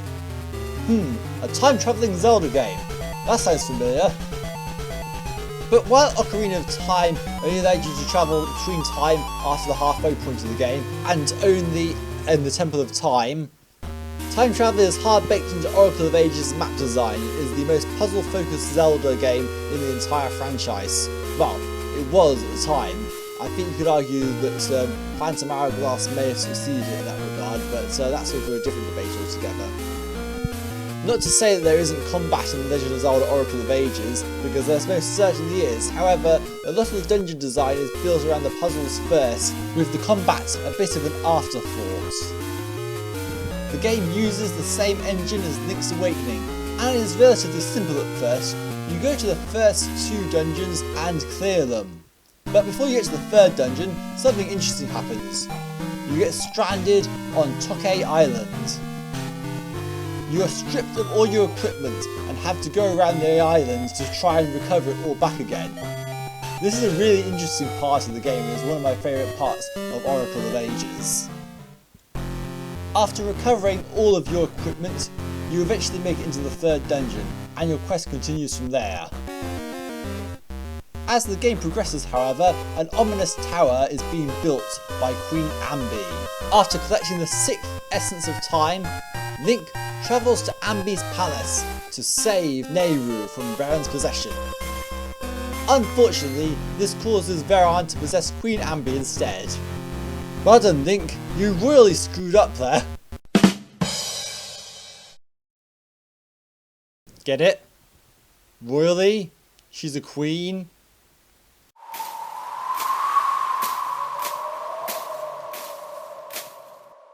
Anyway, after tracking down the last 2 essences of time, including one inside Jamu Jamu's belly, I'm pretty sure this game isn't just a 2D version of Ocarina of Time.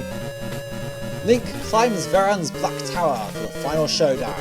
It is a long and arduous journey up the tower, but eventually Link does battle with Varan and defeats her. However, unbeknown to Link, all of this was actually set in motion by Twin Rover, looking to revive Ganon. And by the actions of Varan, the flame of sorrow has been lit. This leads into The Legend of Zelda Oracle of Seasons.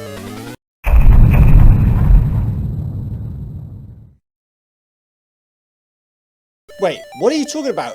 Oracle of Seasons is the sequel? Weren't these two games supposed to be like Pokemon and be two versions of the same game? Quite the contrary, in fact. Oracle of Seasons isn't actually a sequel, but it can be, as can Oracle of Ages be a sequel to Seasons, depending on the order you finish them. When you beat the game, you get a password. Enter that password into the other Oracle game, and the game will play out as if it was a sequel to the other Oracle game that you played. So in my case, by entering the password from beating Ages into Seasons, I was able to play out Seasons as if it was a sequel, and Seasons does make reference to the events of Ages as a result. Likewise, Ages makes reference to Seasons if you do it in that order. The gimmick in Oracle of Seasons is completely different to that of Oracle of Ages, and that it is based around the seasons rather than time travel. Pretty obvious when you think about it, really. In this game, Link is transported to the world of Holodrome, where he meets the dancer named Din. Yeah, you can tell these games have pretty similar premises to each other. They were designed to be played as counterparts after all. The opening even includes a villain coming and use her abilities for nefarious means. This is General Onox. He uses a cloud to whisk Din away into the skies, and in the process it disrupts the seasonal cycle of Holodrome. Given that it's an entirely different land, Holodrome has a very different map to Labrina. So Capcom went out of their way to make two complete Zelda games at the same time. In fact, it could have even been more, because at one point there were going to be 3 games, but due to intense complexity, this was scaled back to 2, and Farrell never got her own game. She appears inside both trees in the game instead.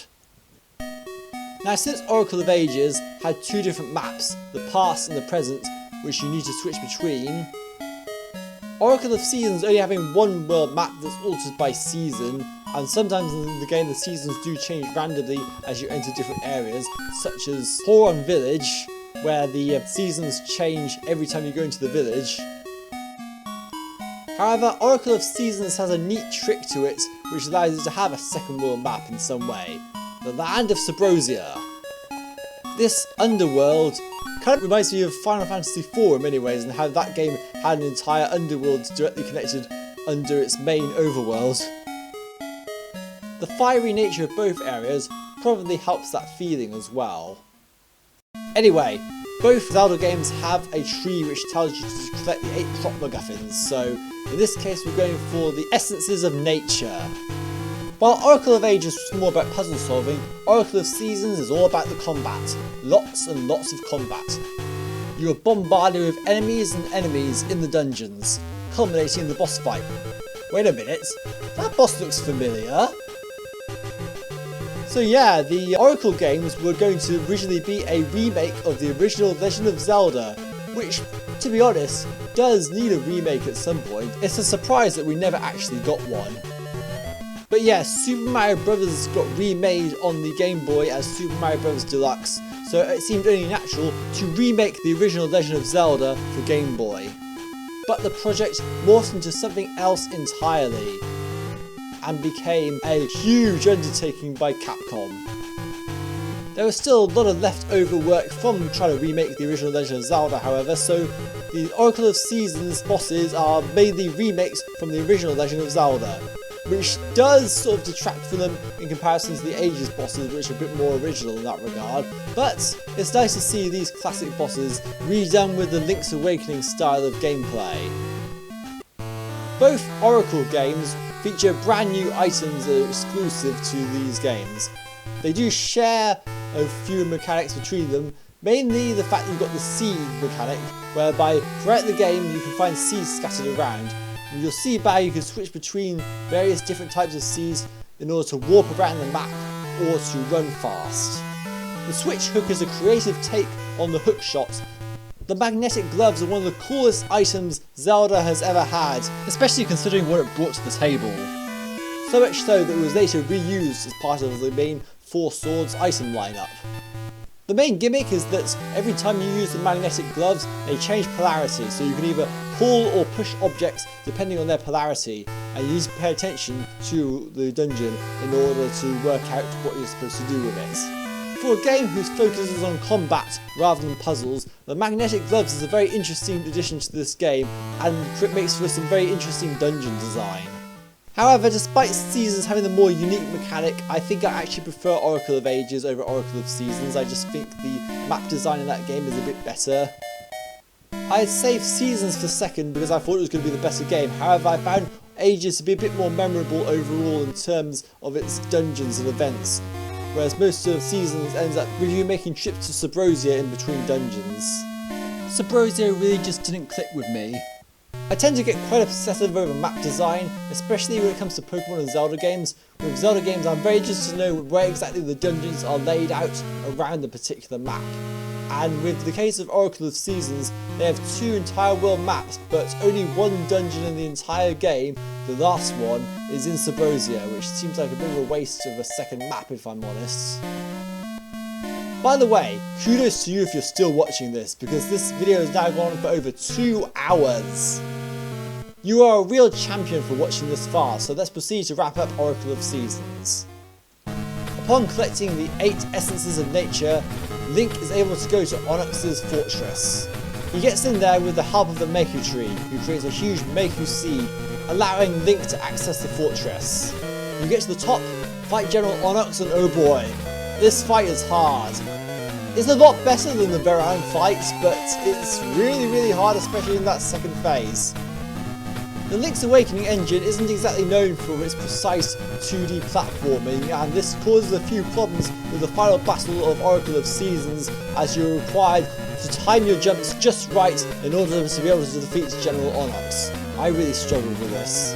So you beat General Onyx and... wait, the game isn't over yet? Yep, if you've beaten the game you light a flame. So when we beat Oracle of Ages we've lit the Flame of Sorrow, but now we light the Flame of Destruction after defeating Onyx. And since in this particular timeline we have lit 2 flames, this allows Twin Rover to light the 3rd flame. That's right, it's time for the true final boss, Ganon.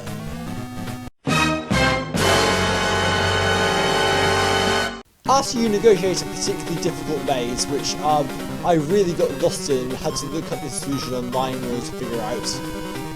Yeah, cheating, I know.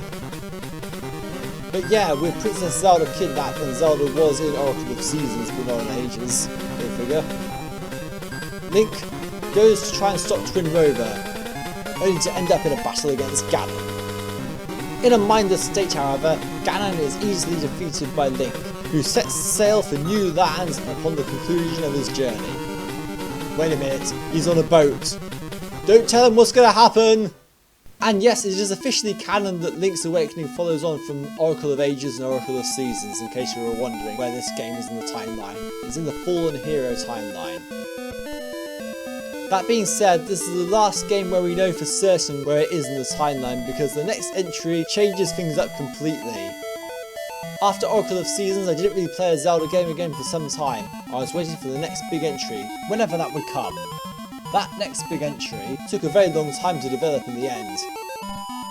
So long that it effectively missed the Wii U's time, though the Wii U was cut short prematurely due to a complete and utter disaster on the sales front from it. Having had over 11 years to think about how to truly evolve the Zelda series, however, AJ Aonuma and his team finally found the formula that would take the Zelda series forward into a new era.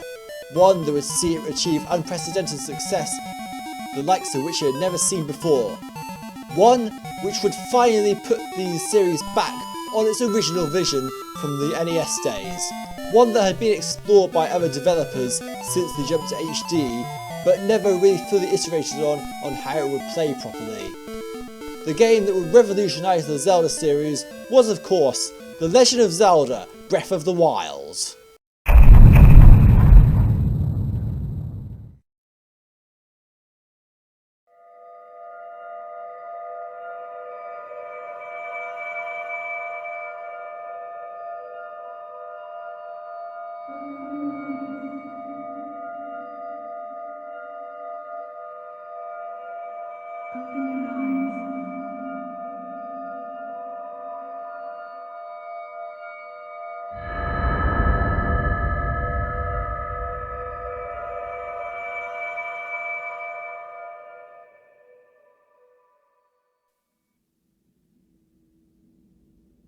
Open your eyes.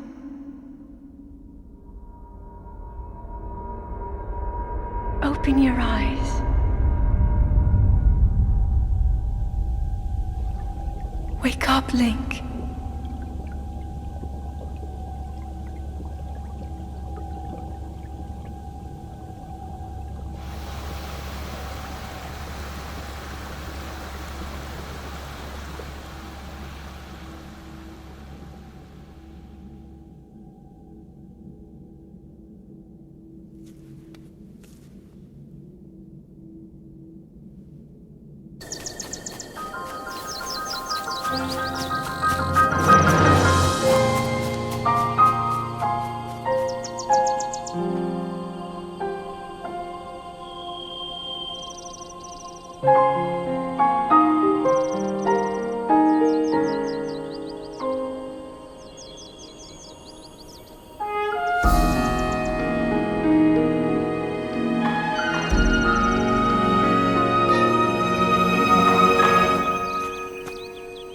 That opening will go down in history as one of the greatest video game openings of all time.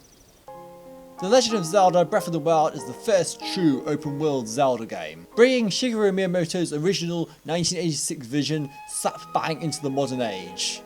But in typical Nintendo fashion, they started right from the ground up when designing this game, rather than looking to other open world games on the market at the time for inspiration. Admittedly, yes, there are towers scattered across Hyrule in this case, but Eiji Aonuma and his team wanted to make a game where you could explore anywhere and do anything in any order you like. Contrary to popular belief, however, Legend of Zelda Breath of the Wild is not the first open world game published by Nintendo. You see, in order to help realise their vision of an open world Zelda game, Nintendo assisted the help of Monolith Soft, who had already made an open world game unpublished by Nintendo called Xenoblade Chronicles X. Their experience of designing that game's open world, which was absolutely massive, proved to be invaluable for this game. This is the biggest Hyrule has ever been, it's absolutely huge. Although familiar locations like Death Mountain, Zora's Domain, Lake Hylia and Gerudo Desert all appear. The best part about this game, however, is that you don't have to sit through loading screens to get to each one, unless you're using fast travel of course. You get to decide where you want to go, to the point where you could even go straight to the final dungeon at the beginning of the game if you wanted to. Of course, it's significantly harder to be able to beat Ganon this way, but speedrunners have managed it, so it's possible. Because Breath of the Wild's gameplay takes place 100 years after its main plot, the plot is kind of scattered around the place. You have to travel around Hyrule and find the plot to discover what happened 100 years ago. Whether skyward bound, adrift in time, or steeped in the glowing embers of Twilight. Heh, they've referenced all the previous Zelda games. But yeah, Breath of the Wild's backstory is your typical Zelda game. Ganon revives, Link and Zelda try to stop him, but in this case, there's problems. Zelda is unable to awaken the power to seal evil, so much so that when Ganon turns up, or Calamity Ganon as he's known in this game, Link, Zelda and the 4 champions are unable to stop him. Thus, Link enters a coma for 100 years and his body is cryogenically frozen. The point where you wake up is the exact moment where the game begins. The intro, unlike previous Zelda games, is short and straight to the point. Though before you can really explore Hyrule, you must explore the Great Plateau first. Here you introduce the tools you'll be using throughout the entire game, such as stasis and magnesis. You're also taught how to manage body temperature, and how to climb any surface. Yes, that's right, climb any surface! This is Breath of the Wild's biggest innovation to the open world genre. No longer can you not get to a certain location because this random cliff blocks your way. If you see it, you can climb it. The game does borrow heavily from Shadow of the Colossus when it comes to climbing mechanics. Indeed, climbing a wall and a mountain in Breath of the Wild feels very similar to climbing a Colossus in Shadow of the Colossus. But the biggest difference between the two games is you can climb anything in Breath of the Wild rather than just certain surfaces like in Shadow of the Colossus. Still, that means both games share a stamina meter, and in Breath of the Wild's case, this one comes directly from Skyward Sword, but heavily upgraded. You can now upgrade your stamina meter at statues of the goddess Hylia. This is also how you upgrade your life total in the game. Yes, there are no pieces of heart in this game, and also you may notice something. The inventory has drastically changed for this game. You start out with absolutely nothing, and therefore you have to use whatever tools you can find off enemies and lying about the place in order to fight. This leads Link to be able to wield a variety of weapons, but it eschews the traditional Zelda formula in many ways. Forget everything you knew about Legend of Zelda games, because this one is completely built from the ground up with new ideas. This means that the first few hours of Breath of the Wild are really hard, as you don't have a lot of equipment on you. However, as you progress through the game, acquiring equipment becomes easier, and eventually you get to the Master Sword, which never breaks. Oh yeah, I forgot about that. Your equipment has durability. All your weapons can break if used too much, leading you to carefully manage your weapons and pick your fights. And not cut down grass in a vain hope to try and find rupees in there, because there aren't any in this game. After the tutorial section, the King of Hyrule, or the former King of Hyrule rather, my boy, he gives you the paraglider, and you can finally set sail out to explore this post-apocalyptic world. War. War never changes. Since you can do the events of this game in any order, I'll be recounting my order in which I did things. The first thing I did was go to Kakariko Village, where I heard about the game's backstory. After going to nearby Hateno Village, back to Kakariko Village, and also acquiring a horse who I named Agro, Agro being the name of the horse in Shadow of the Colossus of course, I set about exploring the southeast of Hyrule until I followed the river up to Zora's domain. Link has lost all of his memories from 100 years ago, but gradually regains them as the game goes along. In Zora's domain you meet Prince Sidon, and also recount past tales of the champion Mipha. Sidon helps you get into the Divine Beast Vah Ruta in an epic sequence, albeit one that took me a few goes to complete. And then when inside Divine Beast Vah Ruta, we have our first dungeon of the game. And it's here which I have my biggest problem with Breath of the Wild, which kind of lets the game down for me. The sheer creativity of the dungeons in previous Zelda games has been stripped away. The Divine Beasts are relatively small areas which have their own open world nature to them. You can control their movements, which does make it quite cool in that regard. But they're just not very good Zelda dungeons, and they all look too similar to each other. There's also a lack of enemies to fight and a lack of real puzzles to actually solve in these. The one exception probably being in Vah Meadow, where you have to tilt the dungeon in order to move something to hit a switch. If you're not careful, you'll hit your actual switch in the process. Oh yeah, I forgot to mention that, because Breath of the Wild was so long in development, and because the Wii U was a colossal failure, the Zelda game that was intended to be a last hurrah for the Wii U ended up being a launch title for the Nintendo Switch. Though, like Twilight Princess, this game was released on two platforms, the Wii U and the Switch. And to be honest, this was an extremely smart move by Nintendo. Breath of the Wild was such a tantalising prospect, and open world games had become massively popular thanks to Skyward in the previous generation, that making Breath of the Wild a launch title for your new console did wonders. It contributed to an extremely impressive number of launch figures to the Nintendo Switch. So many people wanted to buy a Nintendo Switch just to play Breath of the Wild. Breath of the Wild is now the highest selling Zelda game of all time. So many people have been introduced to Legend of Zelda through Breath of the Wild, so if you're one of these people watching this video, I implore you, check out the rest of the Legend of Zelda series. There's some great games which you missed out on. Anyway, after conquering Vah Ruta, it was off to Death Mountain next to take on Vah Rudania. Then it was off to the new Rito village with a returning Rito race. This is extremely curious because it means that Zora and Rito exist in the same game, whereas in Wind Waker, Rito evolved from Zoras. Anyway, descendants of the self-absorbed Rivali help you gain access to Vah Meadow. And finally it's off to the desert to fight Vah Naboris, but not before Link does a quick pose for Pride Month, following in the footsteps of Cloud Strife from Final Fantasy VII. Oh yeah, the desert area is a bit more involved, so it really felt more like this was the last dungeon you're supposed to do. You're required to go through a thief hideout which has its own boss at the end of it. Unfortunately, after you do this, the Yiga clan appear throughout Hyrule and constantly ambush you, and they are so annoying to fight. But yeah, Vanaboris is easily the hardest main dungeon in the game. While the main dungeons in the game may not have much puzzles, there are also the shrines, which are deliberately designed to be puzzle boxes which you have to solve. They're pretty clever all things considered, but they have the same problem that they all look so similar to each other, and it gets a bit grating sometimes, especially when they play the same music over and over again in every single one. I mean, this is taking the whole gameplay as the most important thing to the absolute extreme and not even bothering to design actual scenery for the levels.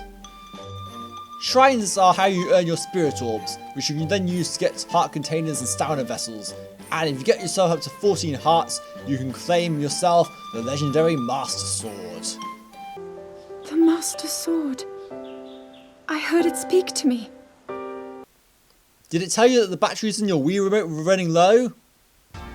Anyway, with all 4 divine beasts awoken and the Master Sword in hand, it's time to go to the final dungeon of the game, Hyrule Castle.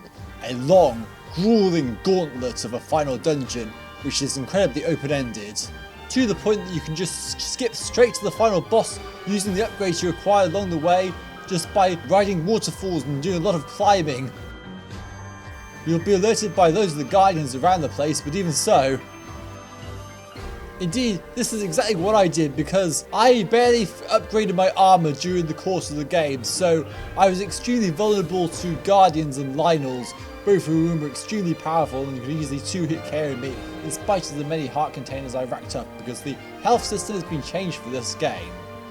Lynels and Guardians are extremely powerful and can easily 1-hit KO you no matter how many hearts you have, just because of the sheer amount of damage they do, which is weighted differently. This is why it is very important that you go out your way to try and get yourself the proper equipment to wear. As a result of taking the quick way to the final boss, it meant that I missed out on quite a bit of the dungeon, including the Hylian shield. But anyway, however you get there, once you get to the final boss area, it's time to finally face Calamity Ganon. An epic cutscene ensues where the divine beasts all strike Ganon and take off half of his health, leaving you to do the rest of the fight. After defeating Calamity Ganon, you go into the final phase of the fight, which is a bit like the final boss fight in Twilight Princess's horseback combat section. And this is a massively disappointing way of ending Breath of the Wild on what was otherwise a fantastic Zelda game. This boss fight is not that great if I'm honest. But yeah, eventually you defeat Ganon, save Hyrule after its 100-year tyranny under Ganon, and hopefully start anew. The ending is quite ambiguous to say the least. And so ends The Legend of Zelda Breath of the Wild. I have massive respect for what Breath of the Wild has done for the Zelda franchise, and it appears to be the way forward going forward for the series. However, due to various different things, I didn't quite click with Breath of the Wild as much as other people did. Don't get me wrong, I still enjoyed the game, but some of the good things about previous Zelda games were taken away, and I didn't quite like that, how they changed some things just for change's sake. Luckily there is another Breath of the Wild type game coming along the way, which should hopefully rectify some of that. Also there's the fact that I'm absolutely terrible at the combat, which did not help matters at all. But anyway, that was the last Zelda game I have played. Kind of, because I technically did play 2 others, but never actually owned them, and they were only played for a very brief period of time. So let's go over all the Zelda games I didn't quite go over during the main section of this video.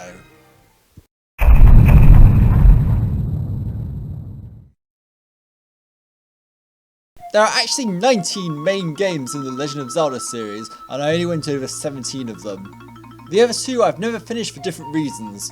The first being Legend of Zelda 4 Swords Adventures, the only unmentioned game on the official timeline. This game recounts the resurrection of Vati, as well as tying him to Ganondorf. However, I never actually owned this game and only really played it on a friend's copy through the battle mode in the game. The main reason is this game is primarily designed as a multiplayer co-op Zelda adventure, much like the original 4 Swords was. Four Swords Adventures is a much longer game, however, but it has a huge caveat. In order to be able to play the game in multiplayer, you need 4 GBAs and 4 GBA to GameCube link cables. In spite of owning both consoles, I never had a GBA link cable, which meant I also missed out on Wind Waker features. So that's a bit of a shame. And now we come to the one Zelda game which I have never played its main series. The Legend of Zelda Triforce Heroes, which follows on from A Link Between Worlds. 3 links are called forth to the fashioned kingdom of Hytopia. What? Yeah, this is a very bizarre game by the sounds of things, and the reason I didn't play this one is because it was on the 3DS. At this point in my life, I didn't really know many people with a 3DS and who were into Zelda, so I couldn't play this game in multiplayer. Seeing as the game was designed around multiplayer, I just didn't end up getting the game altogether. I just think there were other games preoccupying me at the time. That's it for the main series games. Now onto the spin-offs, and the one spin-off I have played is Link's Crossbow Training. Though in this case it's not the same friend, it was a different one this time. This was a fun, inoffensive to show off the Wii Zapper peripheral, or rather, the piece of plastic that makes your Wii remote look like a gun. This game came with the Wii Zapper. Crossbow Training uses Twilight Princess graphics to recreate its gameplay, which means that this is what became of the Twilight Princess engine. There are also the 2 Tingle spin-offs, freshly picked Tingle's Rosy Rupee Land, and its Japanese only sequel, Iozuki Tingle no Koi no Balloon Trip, probably the most bizarre spin-offs to come out of the Zelda series.